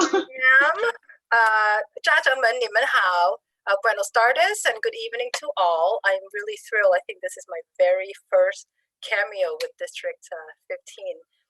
May I share my screen? I just want to show you, I think picture speaks 1,000 words, and I'm a chart and graph kind of gal, so I have a couple of slides that I prepared to share with you. I don't have sharing rights as yet. I just made you co-host. Thanks so much. And here we are. So feel free to interrupt me, stop me if I'm talking too fast. You may have seen this. We are a district led and guided by our executive Watts, Karen Watts, pedagogy of critical love, right? She started it when she was superintendent of the high schools. District 15 is one of the 7 districts we serve. I think you have seen this maybe last month when Superintendent Ross shared these are our goals aligned to our chancellors as well as our executive superintendent. I am not going to read it to you, and you may know we prioritize attendance. Students have to be present so that we can work with them. We also focus on increasing our graduation rate and as well as preparing our students for college and career. Dr. Tu, may I ask if you could just speak a little bit louder, please? Let's see. I will turn my volume all the way up. Is this a bit better or no?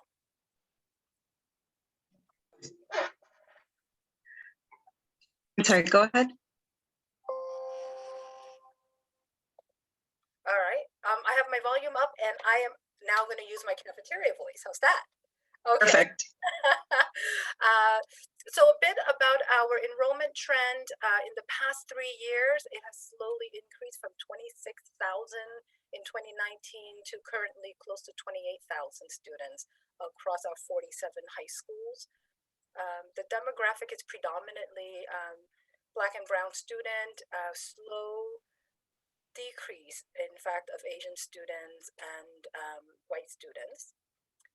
Special education and English language learner city average, where you see it's about 18% special education and 29% English language learner. And we have more student with disability now and a little bit less English language learners.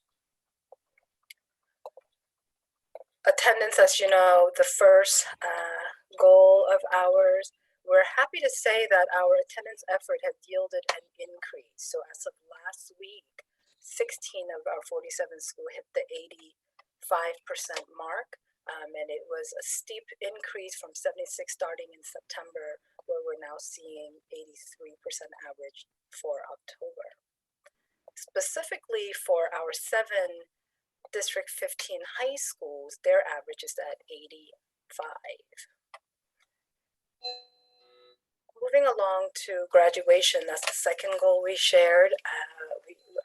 Also great work. We have something called Operation Graduation, where individual school teams work with our district team, looking from instruction to systems of data progress monitoring. We are proud to say that 40 of our 47 schools hit the 80% mark this past August. And the number of schools with 80 or less decreased drastically from 19 in 2018 to just 7 this past year.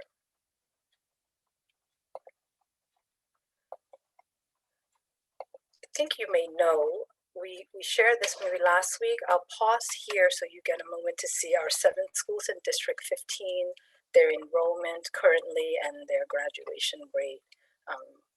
While we are proud of all of our schools' achievement, we also recognize that there are opportunities for growth everywhere.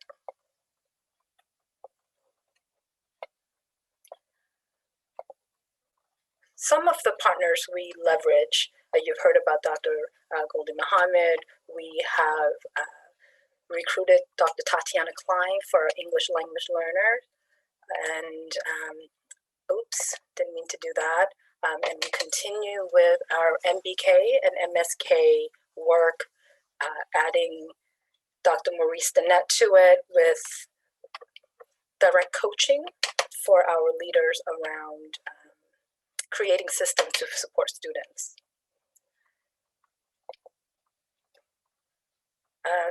Superintendent Scott did an amazing job, as you noted, in presenting the map growth and the DESA screeners. These are the windows. This Friday is the deadline for our student to be assessed, and then the screeners open up this week and close in 2 weeks. What I do want to highlight is the effort our schools are using these screeners and how they are planning as teacher team to identify instructional interventions during the school day to support students meeting where they are and closing the gap towards standard. Meeting with schools, so I've been visiting schools, and today, in fact, I was at the John Jay campus.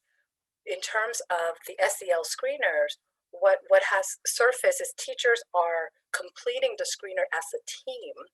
So to many of your point, it is not a single point of observation, but that is a team of teachers sharing their understanding and observation of one student in completing that screener for sort of data triangulation and also our attempt to present the most holistic view of our students that we can. I wanted to sort of put it out there that November 18th, we will once again host our virtual high school fair. It was very well attended last year, and we're excited to bring it back this year. All of our schools will participate. We also extend the invitation to high school in Superintendent Scott's superintendency, as well as other high schools across the rest of Brooklyn North. So please look out for the flyers. Make sure you take some time to join us. Last but not least, just some celebration. We like to share highlights from our D15 schools. the Black History 365 courses in all of our high schools. Students are sort of sharing their culture and learning about others. Parksville Collegiate continues with their family circles in person. So their very first one in October sort of hosted 35 families. So that was really exciting. Who can say no to ice cream social? And we wanted to celebrate the winning of our volleyball. This is the first integrated team across the John Jay campus. So that was really exciting for us to share. And as in the past, Greg Hagan, our family leadership coordinator, create a sway, and this is a compilation of exciting events and news from all of our 47 schools.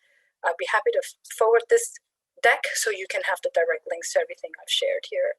And love to take your questions. If you have further inquiry, visit our website, and also feel free to email us at Brooklyn North High School Family Info. All right, that wraps my high school updates. Let me stop sharing so we can all see each other.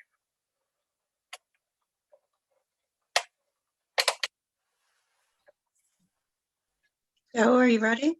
Yeah, sorry, I was finding my spot. So we will move to questions or comments from parents and other community members on this presentation. Please raise your hand if you weren't here for the earlier guidance.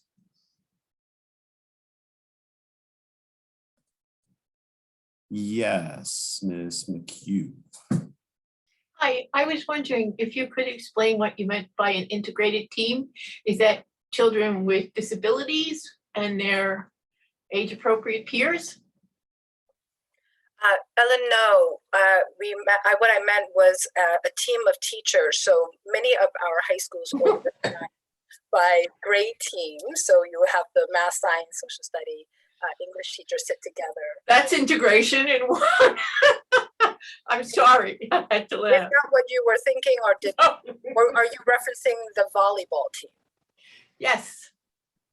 You meant the volleyball team. So in the past, individual schools would have their sports team. So I think on the John Jay campus, Millennium have their own team, PSJ, Law, and CASA. This year, they integrated the school. So students from all 4 schools participate in the one sports team. So again, I'm going back to, does that include individuals with disabilities as well, with IEPs, as well as their age-appropriate peers? I cannot tell you exactly who. What I do know is that it's an open trial team. So any and all student who are interested would go try out, and if they make the cut, they participate in the team. I can actually certainly find the roster and share the breakdown of students' demographic if that's helpful. That would be great. Thank you. Of course. And now, do I share that, just a follow-up?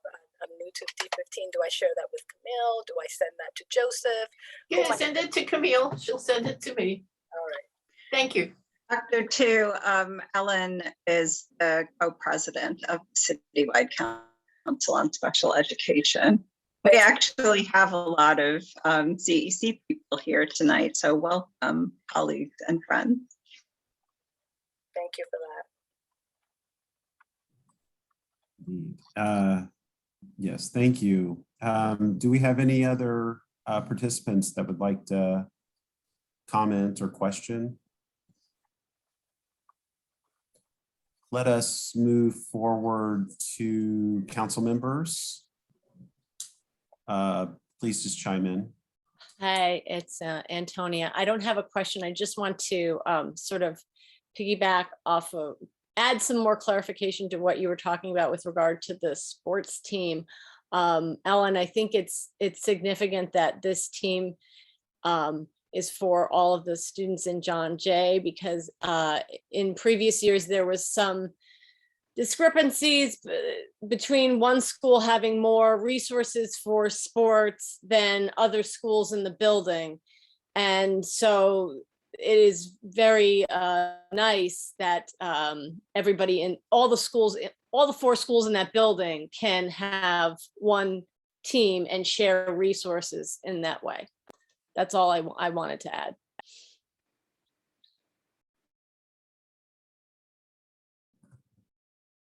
Thank you. Any other CEC members? Hi, it's Vincent. Vincent. I saw the slide said the SEL screener window from October 25th, that was yesterday, until November 12th. As far as I know and I heard that the SEL screener parent has the option to opt out. I'm wondering if parents should be now giving at least notification or instruction on how to opt out, because I personally haven't received anything.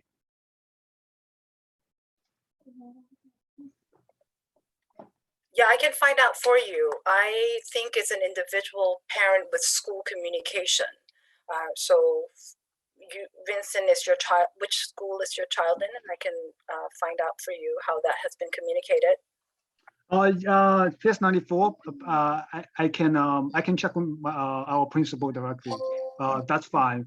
But it's the protocol that I just want to make sure the protocol, it's part of the protocol that when schools start doing it, they should notify the parent on how to pop up.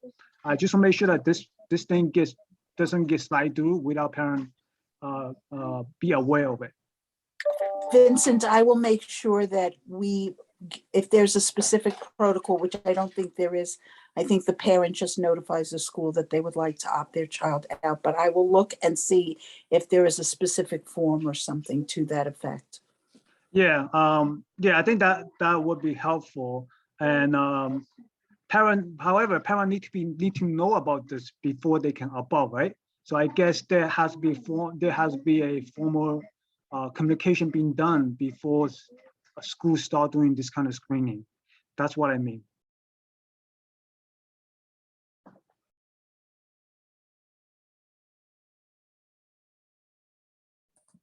Thank you.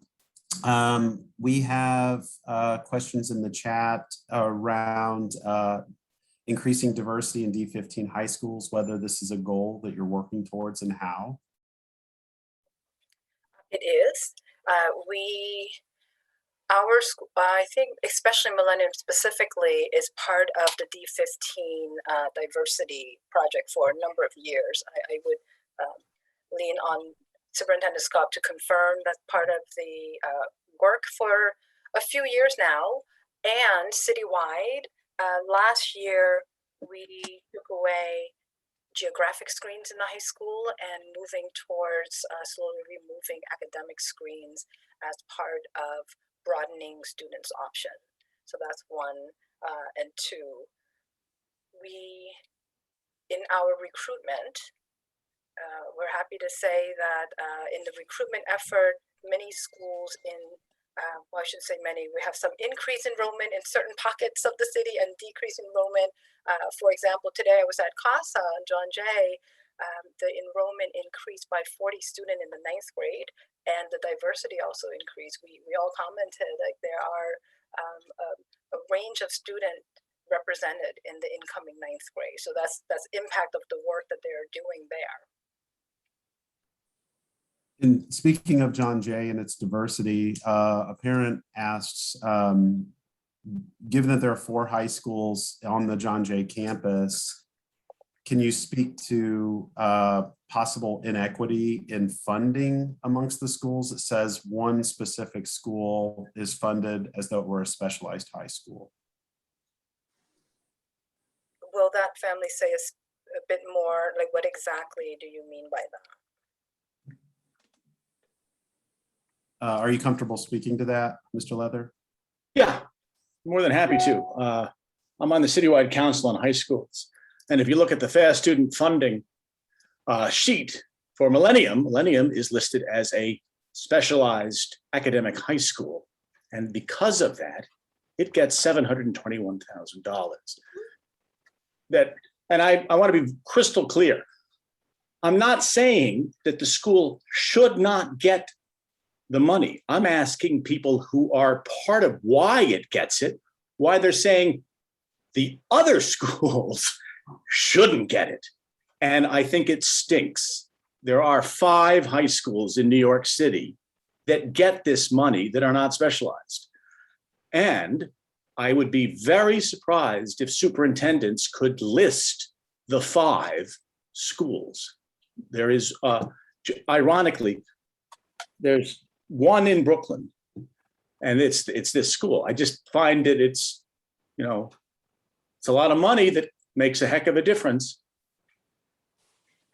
And in full transparency, I cannot speak to the rhymes or reasons as to why. What I can share, and Ted, you probably know this better than I, the student weight are different per category of student. So student with disabilities, English language learners, they're different weight, and then general education student. There is a weight for CTE, and then there's another weight for, I guess, the old languages, gifted and talented.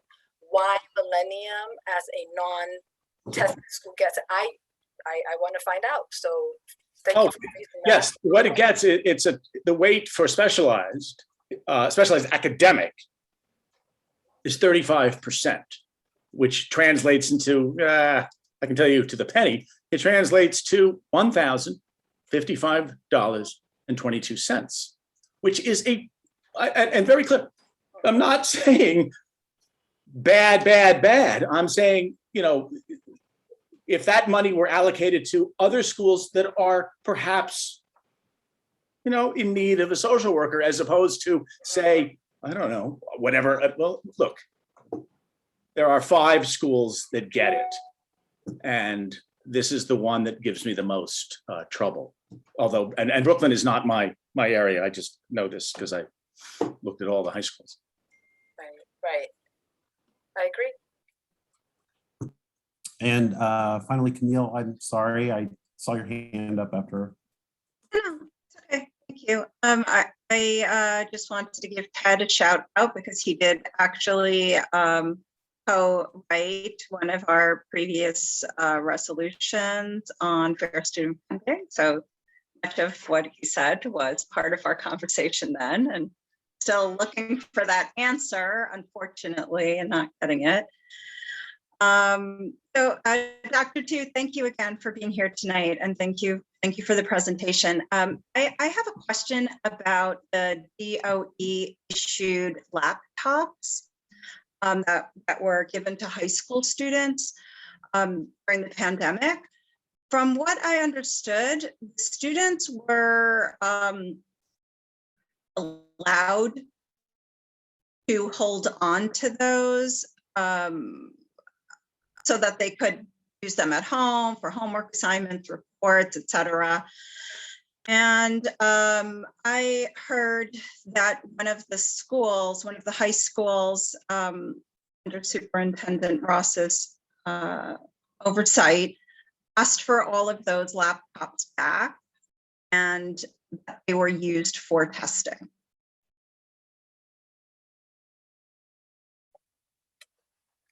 You want to tell me which schools I can follow up? You are right in that students who are not graduating or moving from the school are to keep it until they, at the time where they move on, either graduate from high school and or elementary to middle to high school.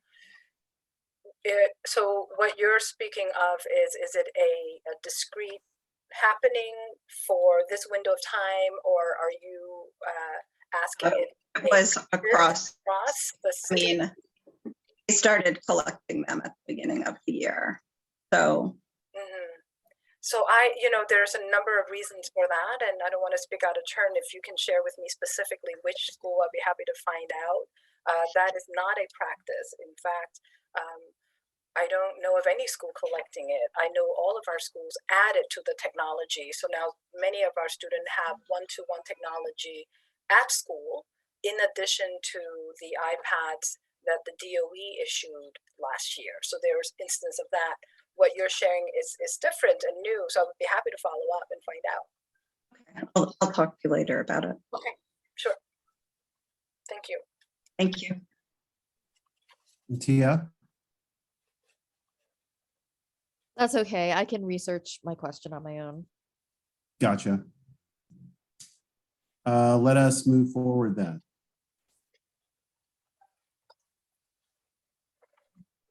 Dr. Tu, thank you so much. It's great to see you, and send our regards to Superintendent Ross, please. Well, thanks for having me. Thank you. I actually don't have access to the agenda right now. Antonia, could you introduce the next agenda item, please? Sure. We are going to read the statement on the Brooklyn Urban Garden Charter School renewal.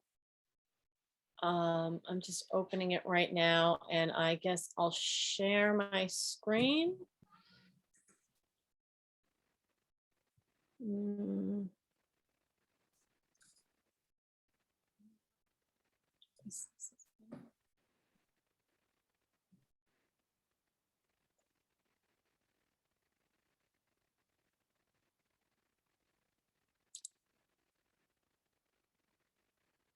All right, so I guess you all can see that. So we have a hearing on November 1st for Brooklyn Urban Garden Charter School. They are requesting a 5-year renewal. So I am just going to read the statement aloud. CEC15 is a body that represents the interests of parents and students in District 15 schools. We weigh those interests thoughtfully with the merit. Antonia, sorry for interruption. I think Yeah. you have to zoom out a little bit. I cannot see it. I'm not sure about others. I only see the title. I don't see anything within the content. Yes. Oh, That's- really? yeah. Okay.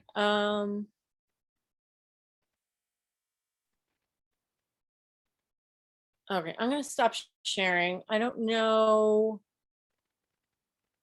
why that is, other than, hold on, let me see if I can do this a little bit differently.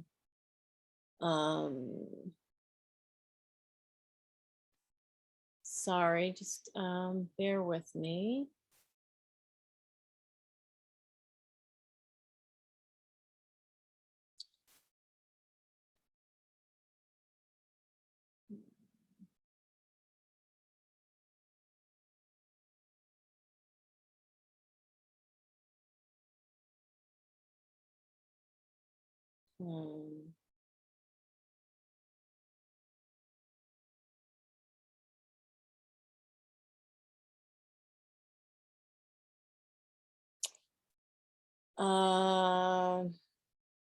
I'm sorry, I don't know how to resolve. I'm not sharing. Am I sharing right now?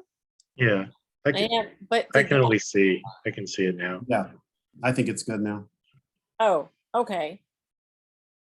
Okay, so, okay, CEC15 statement on Brooklyn Urban Garden Charter School renewal. CEC15 is a body that represents the interests of parents and students in District 15 schools. We weigh those interests thoughtfully with the merits of each charter proposal in accordance with the New York State Charter Schools Act of 1998. Historically and currently, District 15 schools are working well, utilizing progressive and innovative methodologies and resources to meet the needs of our students.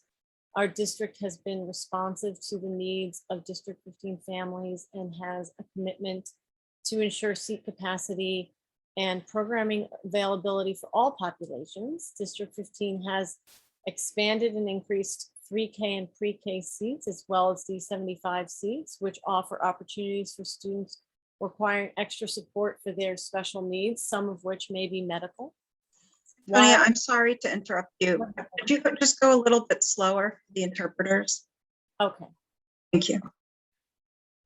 While we are seeking to enhance services to special education students through more ASD Nest, dyslexia focused, and twice exceptional programs, at this time, we know of no charters in District 15, including Brooklyn Urban Garden Charter School, that service these specific populations. We question the need to renew Brooklyn Urban Garden Charter School given enrollment declines and new capacity. According to the District 15 data summary, middle school enrollment peaked in 2019 and is expected to continue to decline over the next few years, given enrollment trends and new school buildings opening in District 15. It is anticipated that capacity will exceed demand in the coming years. Additionally, District 15 is on track to add 555 seats at PSMS 676 by 2025. And additional middle school / D75 seats at a site along Fort Hamilton Parkway. These district projections, coupled with new capacity over the next 5 years, make it difficult to imagine that Brooklyn Urban Garden Charter School can sustain enrollment over the renewal period. This will prove detrimental to their ability to deliver services. CEC15 cannot support any charter school that draws public funds and resources to the detriment of the surrounding District 15 schools.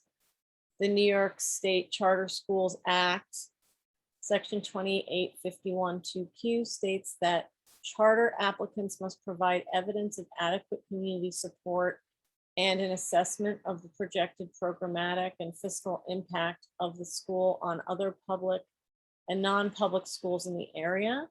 Charters frequently provide evidence of community interest, but they neglect to consider the negative fiscal impact on the surrounding schools. In some areas of our district, small enrollment drops mean schools can no longer hire full-time arts and enrichment teachers. The bottom line is every student enrolled in a charter school pulls funding from our district schools. CEC15 is also categorically opposed to any charter school that co-locates within existing district schools or occupies any existing DOE space. While Brooklyn Urban Garden Charter School is not utilizing DOE-owned space, they do share a building with 2 DOE schools, a pre-kindergarten center, 15K 280, and MS 442, which is over capacity at 117%, according to the 2019-20 Blue Book. CEC15 sees no evidence that Brooklyn Urban Garden Charter School fulfills any curriculum-based gaps already identified above, while MS 442, located in the same building, follows an inclusion model to support all learners' individual needs with an ASD Nest program. Under New York State Charter Schools Act 2852-9-AB, the Board of Regents and SUNY prioritize those charters that provide new alternatives within the local public education system that would offer the greatest educational benefit to students. CEC15 cannot support any charter school that seeks to draw District 15 resources without offering anything District 15 doesn't already have. Additionally, according to the Charter Act, New York State prefers charters that partner with low-performing public schools to share best educational practices and innovations. Yet our district has not received any of those benefits to date from any of the charters in our district, including Brooklyn Urban Garden Charter School. CSD15 currently has 11 middle schools and 26 elementary schools, many of them with diverse populations and all with strong professional, experienced, and fully certified teachers. Further, we are in our 3rd year of an historic integration plan through the D15 diversity plan to remove barriers to diverse learning environments for the entire district. Thus, CEC15 sees no need for a 5-year renewal of Brooklyn Urban Garden Charter School. Out of a responsibility to serve currently enrolled students, CEC15 asks the Board of Regents to renew Brooklyn Urban Garden Charter School for only 3 years rather than 5. We also ask that the Board of Regents reject renewal or expansion applications for any charters in District 15 that fail to satisfy all the standards laid out in the New York State Charter Schools Act of 1998.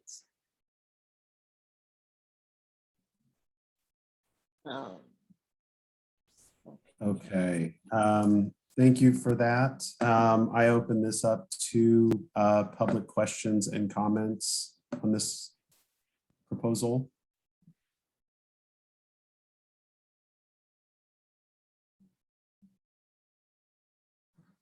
One last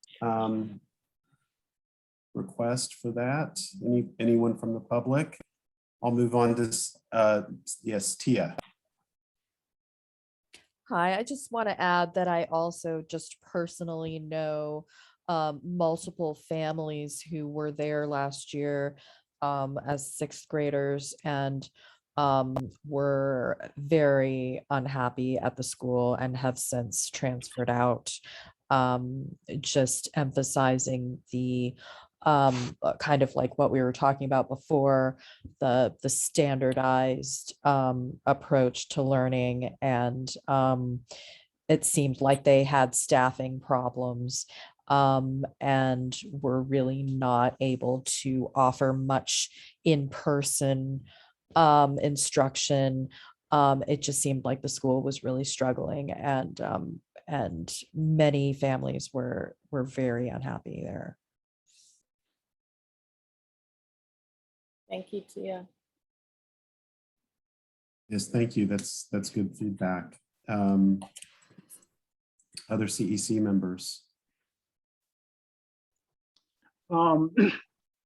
Yeah, I just want to add some comment there. Yeah, in terms of language in this statement, I think I have some concern there. There are something that I don't agree with.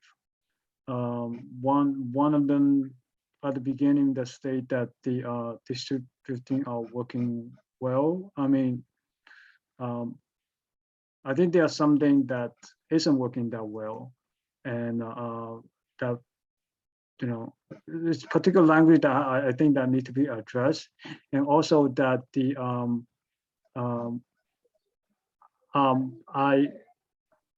I personally do not know much about charter, but I'm a supporter of parent choice, right? I think that having more choice for parents, it will serve the best interest of our students, and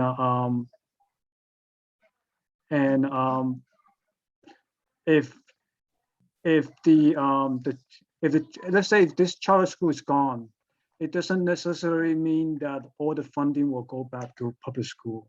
If parents are unhappy about particular public school in the area, what's going to happen is that you know, they can still move.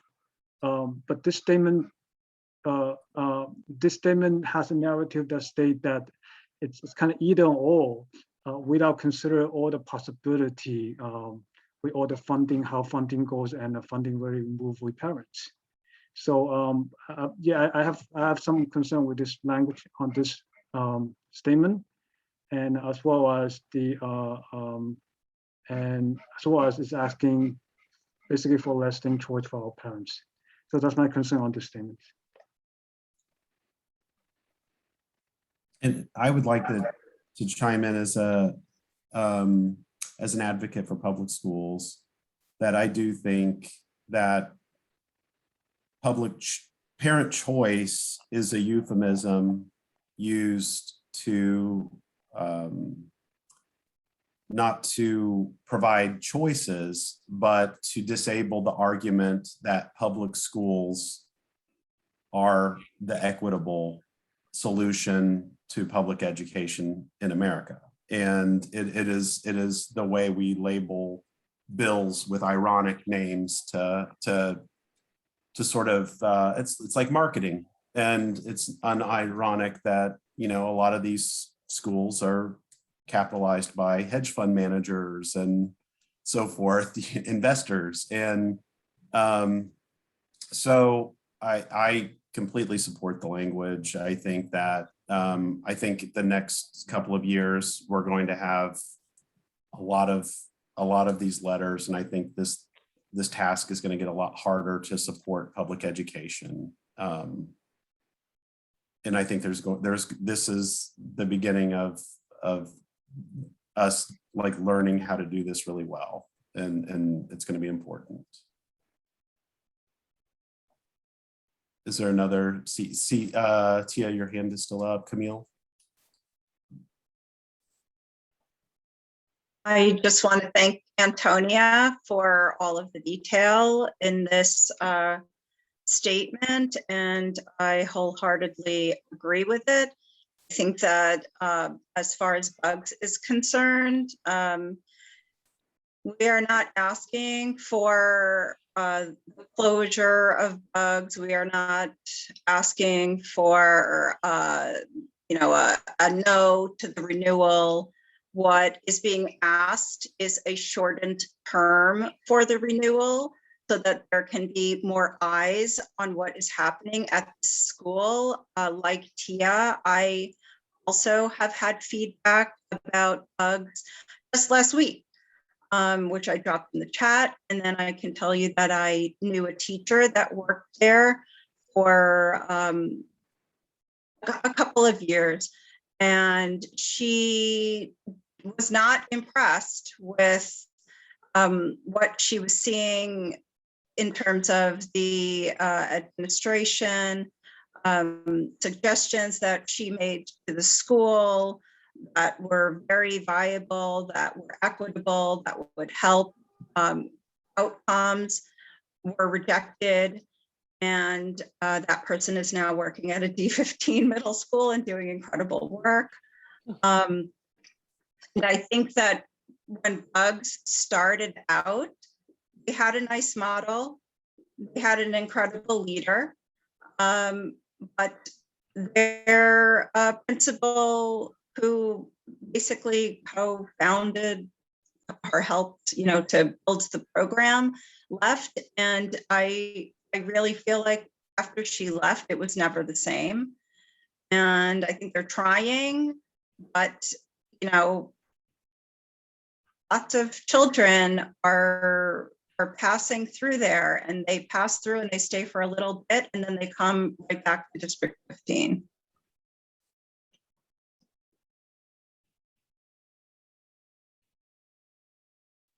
Interesting. And also, just as a historical perspective, last year we got a meeting with a representative from a charter school, and he started his presentation saying that he didn't understand why we were opposed, so upset at them. But the person showed up to our meeting without a single piece of data that we requested before the meeting. He didn't show, he was saying that in 3 days he was quitting the position, but he couldn't bring the person that was going to replace him.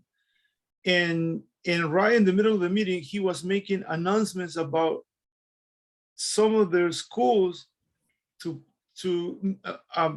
misinformation that the parents need to make decisions, but he was announcing it in our meeting without letting know the parents of their own school the things that it was going to happen to them.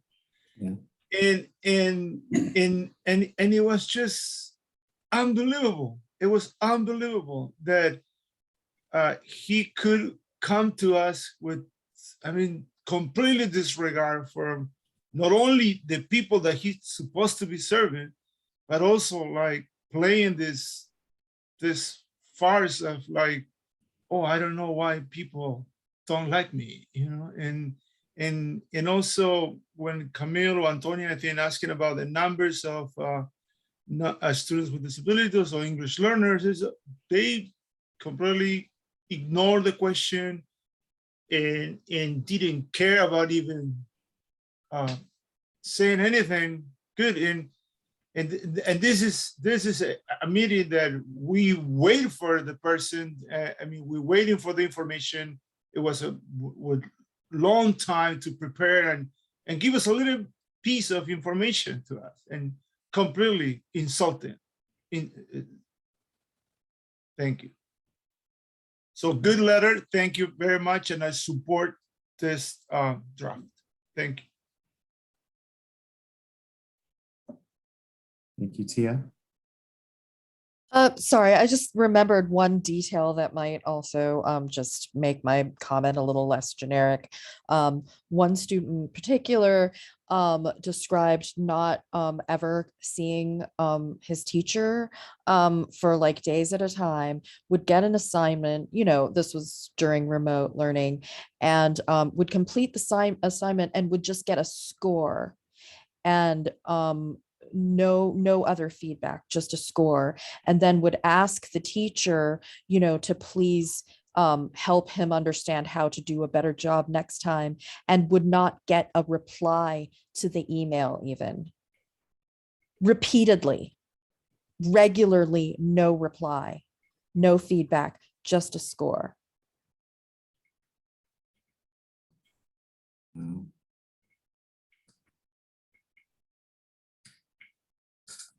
Thank you. I think it is time for us to move forward to our last section.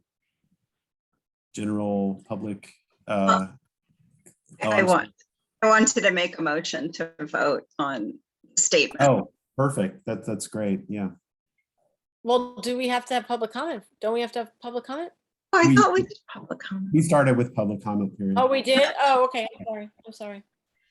Apologies. You can ask again if there are any more comments. Absolutely. Yeah.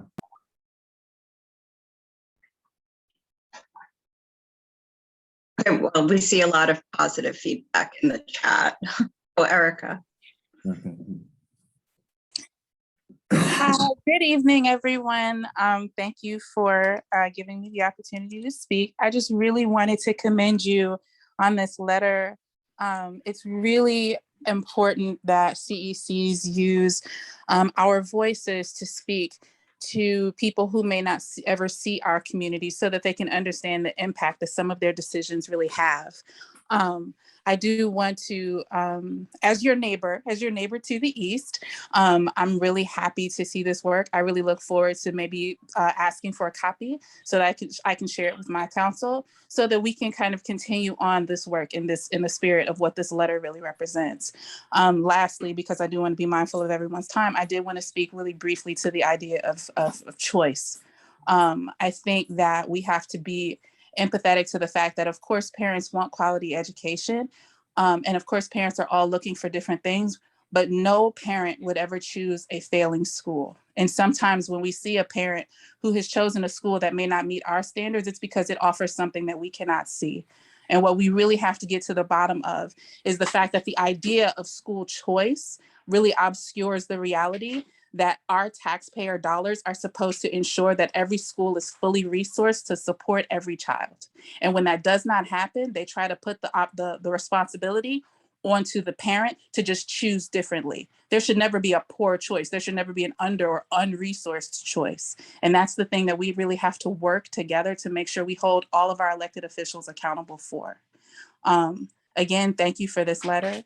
Thank you for your work. Antonia and Camille, you know, I love you both in our work on the legislative aspect of CEC life. And I look forward to connecting and collaborating with all of you in the future. Thank you. Thank you, Erica. So there's a motion to vote on the floor. Is there a second? I second. All right. You want me to call the roll? Yes, please. Camille Cazzaretti. I support the letter, the statement. Antonio Farrow, yes. Tia? Support. Vincent? No, I think that our parent choice matters. Thank you. Nana? Yeah, I support the letter. Alfred? I support the letter. Joseph? I vote yes. Yvonne, Support the letter. Thank you.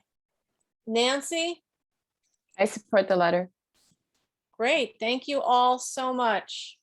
That letter passes. Okay, great. Thank you, Antonia. So now you will go to the hearing on November 1st, or do you want to just send I it? would love it if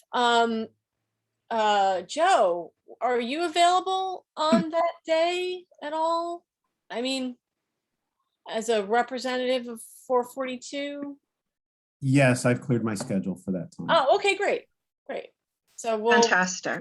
converse about this. Thank you, thank you, thank you so much. Okay, so the next thing on the agenda is just the review of the draft that that we have been working on, and I'm sorry I didn't share it earlier. I mean, it's literally just sort of just got there.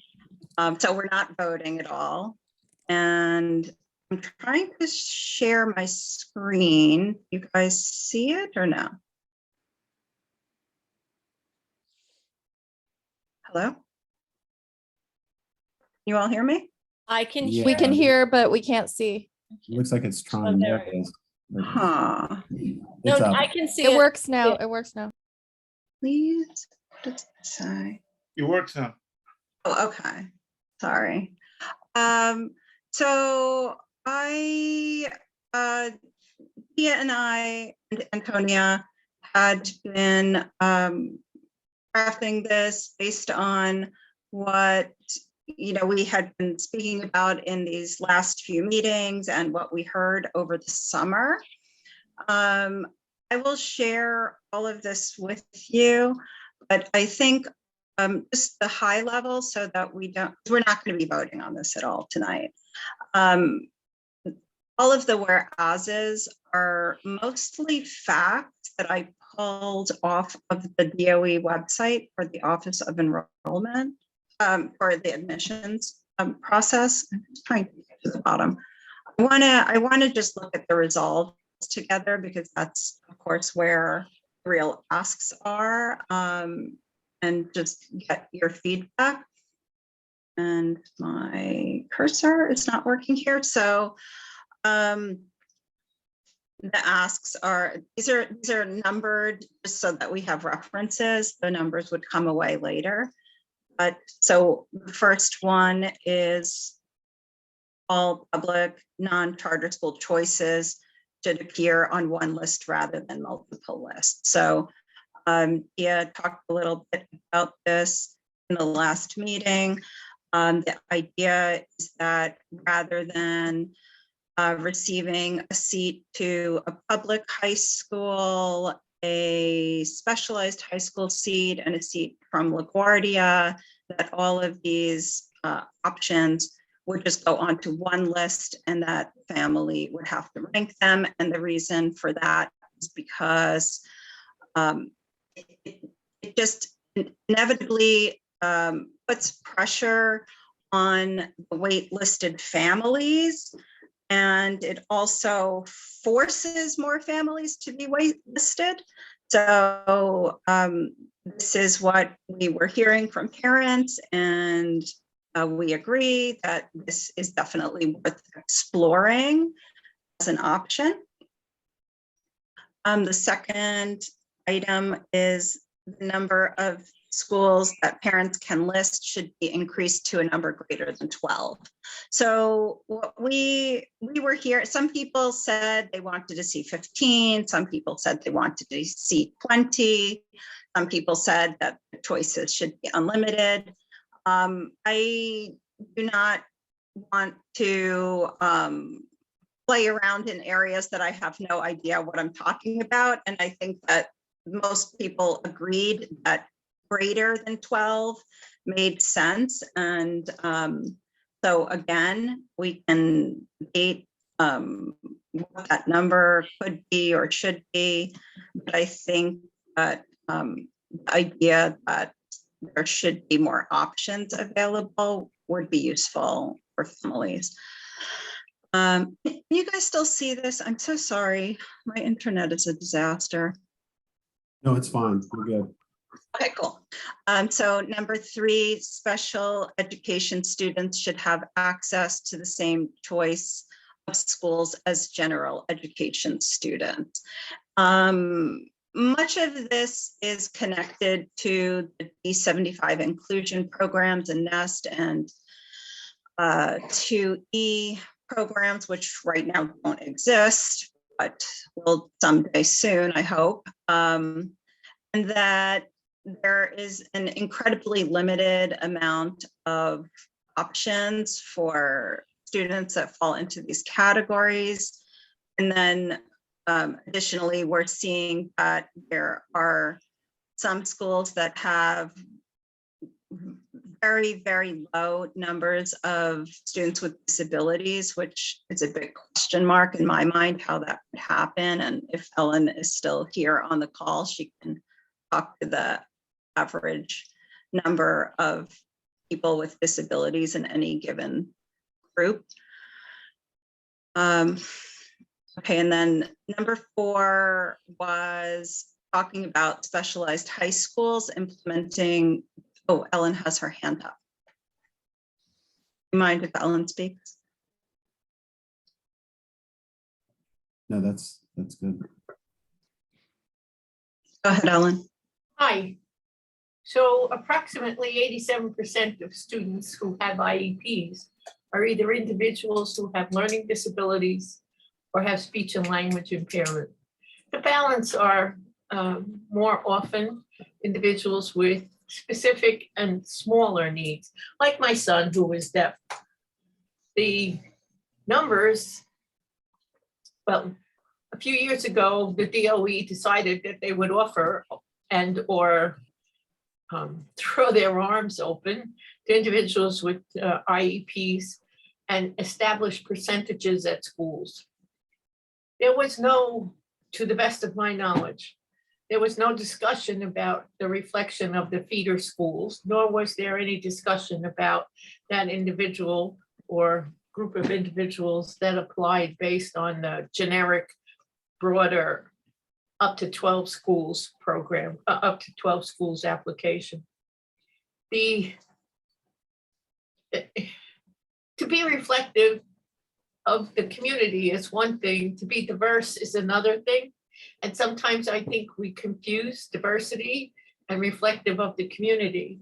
We use words that are accepted or deemed appropriate without further consideration of what that means.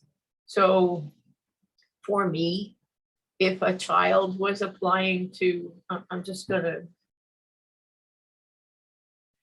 pull us, telecommunications, that's where my son went. My son is deaf as a reflection of the population in the system, which is about 3 or 3.5%. He would have been reflective, he would have been among that 3 or 3.5%. But I think that when telecommunications looked at his application, and granted it was a while ago, it was much more random than we have established now. And I think that when looking at the high school admissions process, it's difficult for families to navigate when you have a typically developing kid. It's absolutely mind-boggling when you have a kid with an IEP who needs specialized services, et cetera, et cetera. And 3 years ago, before COVID blew up, when a specialized program was going to be put into a high school in the Bronx, the principal raised a stink. The principal said, we're reforming this school to make it a better school. We can't take those children now. We are still, and I'm using that as an example because we as parents of kids with IEPs are still at a disadvantage. Most people don't think, let me back up. Our kids are often measured at what they cannot do instead of what they can do. And that becomes the underlying cause for fear. I don't know any other way to describe it. For principals, for staff, for principals that scores might go down, for staff that they're not cognizant of different techniques, for families, because in all honesty, you know, when somebody says, I've got a kid with a special need, you're all automatically thinking, is this a child who acts out or is a danger to my children? So, but I guess I wandered off the topic, but what I'm trying to say is that I think I think you are mixing and matching diversity and inclusion in these two statements.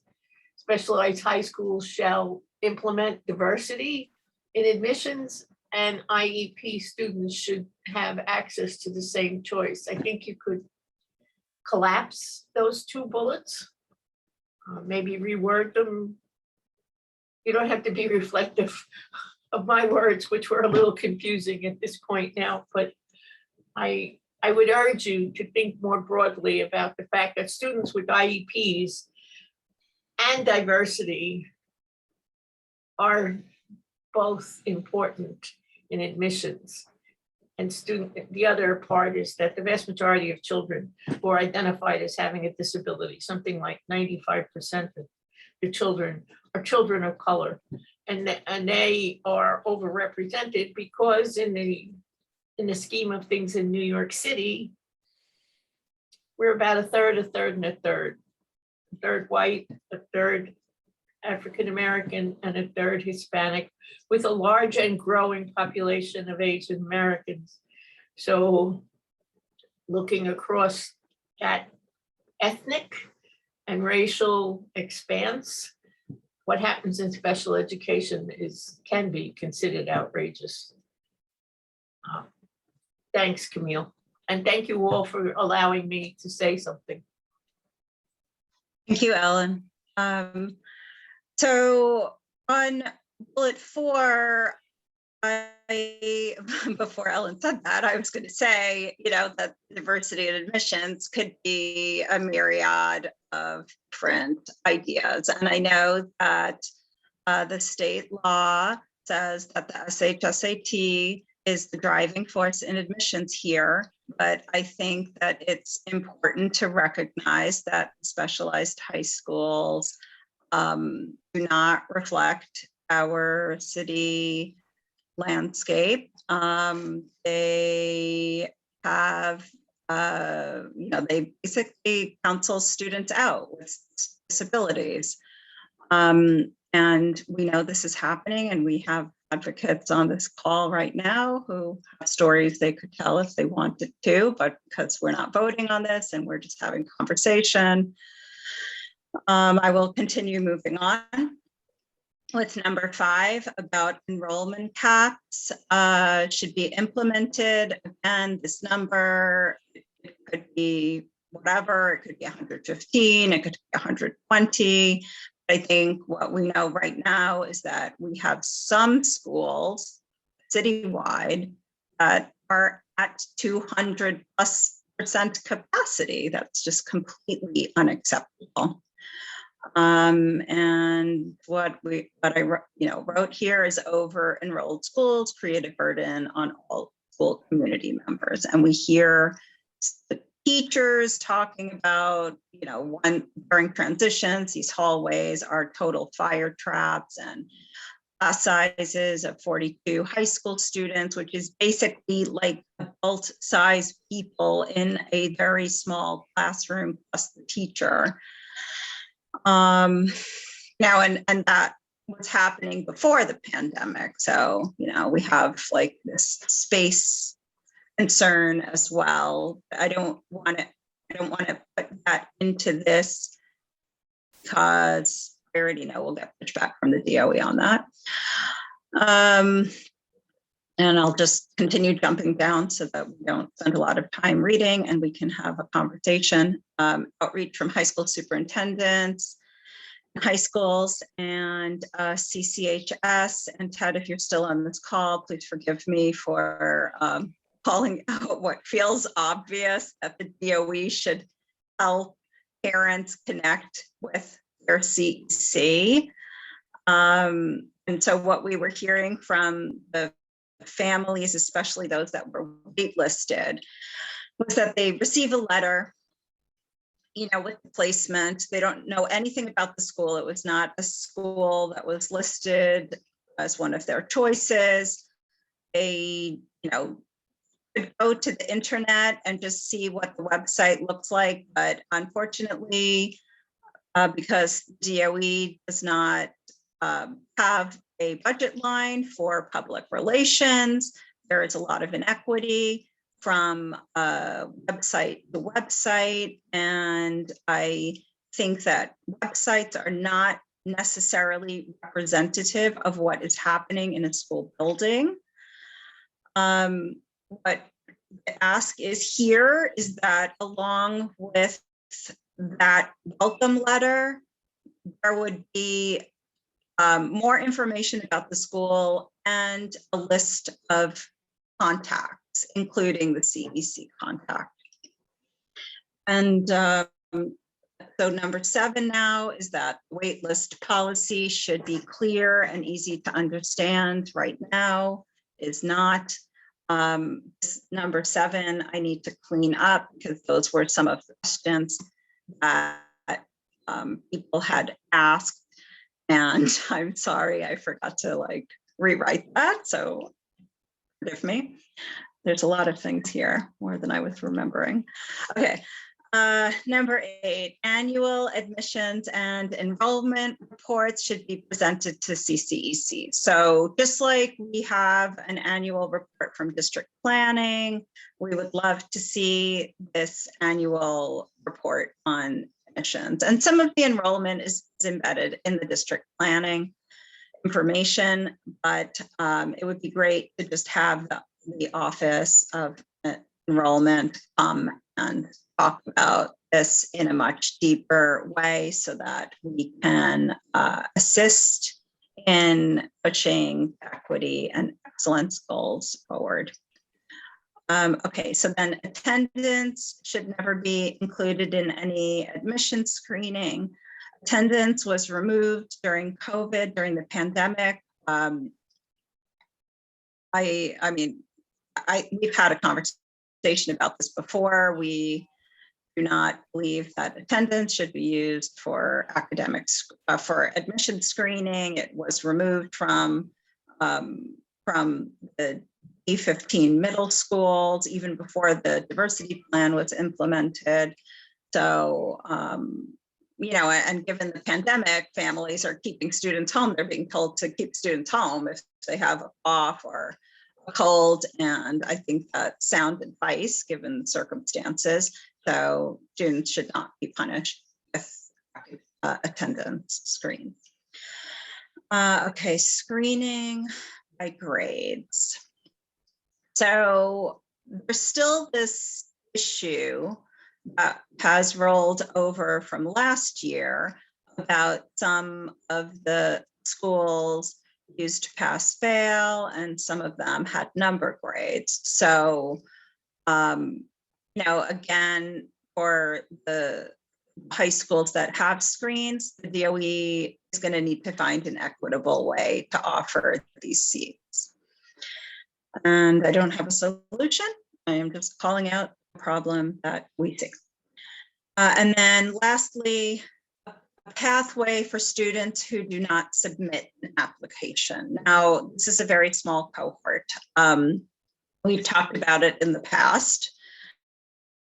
The solution for where these students were placed typically were in schools that had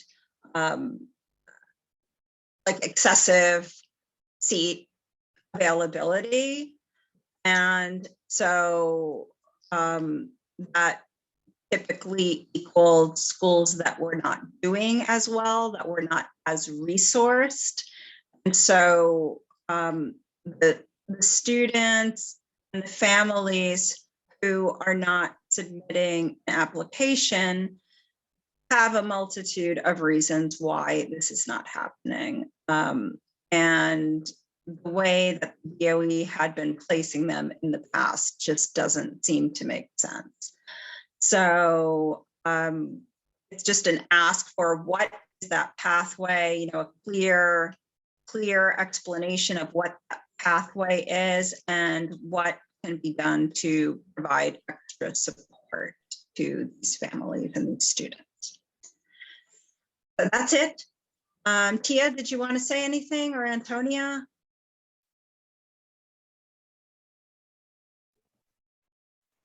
I think I have my hand raised. Yeah. Oh, sorry, I can't see anything with the screen share. Do you mind if I stop screen share, or did you want to reference something? Oh, yes, I do want to reference something real quick. If you can slide up, you can scroll up a little bit to the bullet point of number 4. Sure.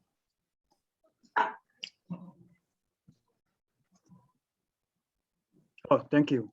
Yeah, I have a concern about the number 4 about specialized high school admissions recommendations. Specifically, it's reference to the pretty much it's asking to force student body to reflect the total student body of the city of certain demographic. I think that's very problematic because it will end up the process that judging our student by their ethnicity and the skin color. I think the students of a race should not have less chance of getting into a specialized high school or any other high performance school than any other student from another race simply because their skin color or race. I don't think that's equitable or diversity. Rather, the admission should be based on academic performance of our students objectively. I think that's the way to address diversity there. Because when you just look at the student body, you have also look at how many people apply for this kind of exam, right? If you have a more students from the same group apply for the exam and less people apply for this exam from another group, if we completely ignore this kind of data, and then we just want to force through to reflect the outcome to reflect completely on the student body of the city. I think that's just unrealistic. I think that to resolve the problem, admission should be based on academic performance objectively, not this kind of forcing. And also, as you all aware that there are more Asian in specialized high school currently. A lot of this kind of approach are really, and I have to state this again. Most of them are low income family. If we are forcing something like this, we are pushing low income family out of special high school. I think that's going to be detrimental. So Vincent, I just want to clarify a point because I totally hear you. One thing is that diversity in admissions would never be by race. It would there are different things that you could use. You could use socioeconomic status, which would then relate to what you were talking about the large majority are not wealthy families. So this is not necessarily about who has the money or who doesn't, as much as it is just trying to well, first of all, New York State, I think that we talked about this the last time, is expecting New York City to show progress in their efforts to provide equitable outcomes to all students. So, so you're saying that you think that the admissions at specialized high schools should be based on academic performance. How do you feel about that in relation to the SHSAT? Because I think what state law is saying is that the SHSAT is going to be in place and it's going to lead that conversation. from what I understand, there have been multiple measures in the past. And we're kind of like moving a little bit away from the true purpose of this resolution, which is more on admissions. And now, we're kind of admissions process, let's just say. But, the diversity in the specialized high schools as it relates to students with disabilities and English language learners is undeniably low. And so to me, that doesn't make any sense. And,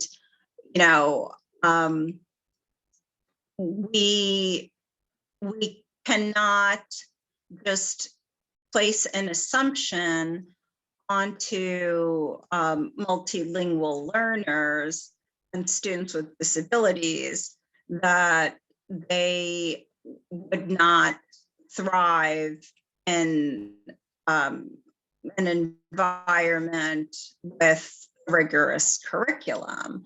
So, I have a lot of concerns about that.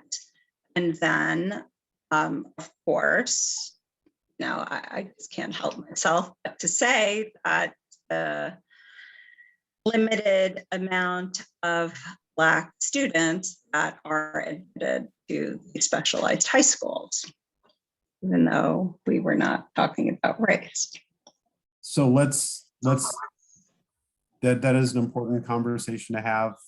But let's limit this to the next two comments. I saw Tia and Jared, and then we're out of time.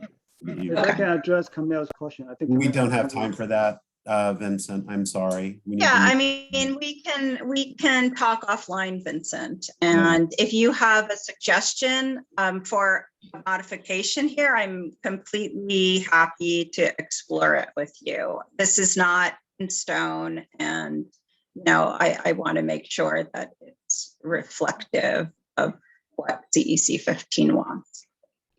Exactly. So if you can let me just finish one sentence, which is that why we want to address the admissions, but the problem isn't admission. The problem is the education pipeline. So let me just put it there. So if people want to hear me elaborate, so we can talk through it. But having this does not address anything at all. Thank you. Noted. Thank you. Tia? Why don't we let Jared go first? Sounds great.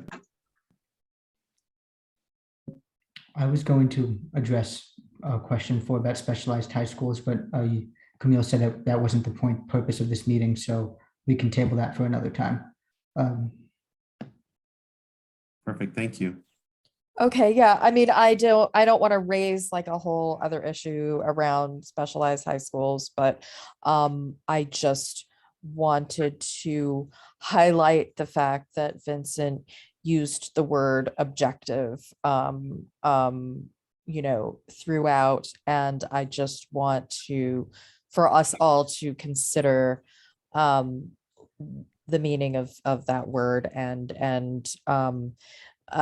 how it would apply to these tests, that it makes a huge difference whether you've had test prep to do well on them,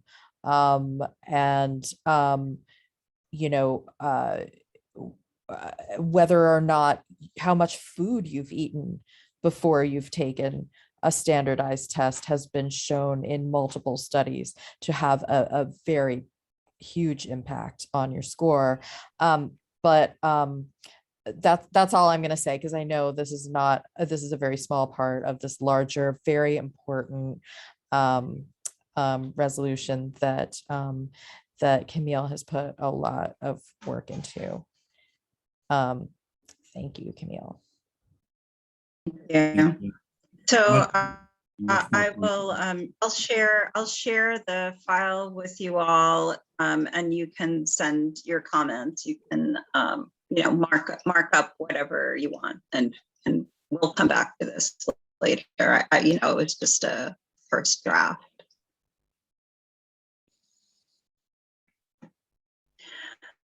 Thank you for that. Are we Let's at move the end of forward. the agenda? Yes, we are. Yeah. Oh, well, in that case, 9:28. Thank you all so very much. Thank you to everybody who remained on the call. And I make a motion to adjourn at 9:29. Do I hear a second? Thank you, A Erica, for second. your claps. All right.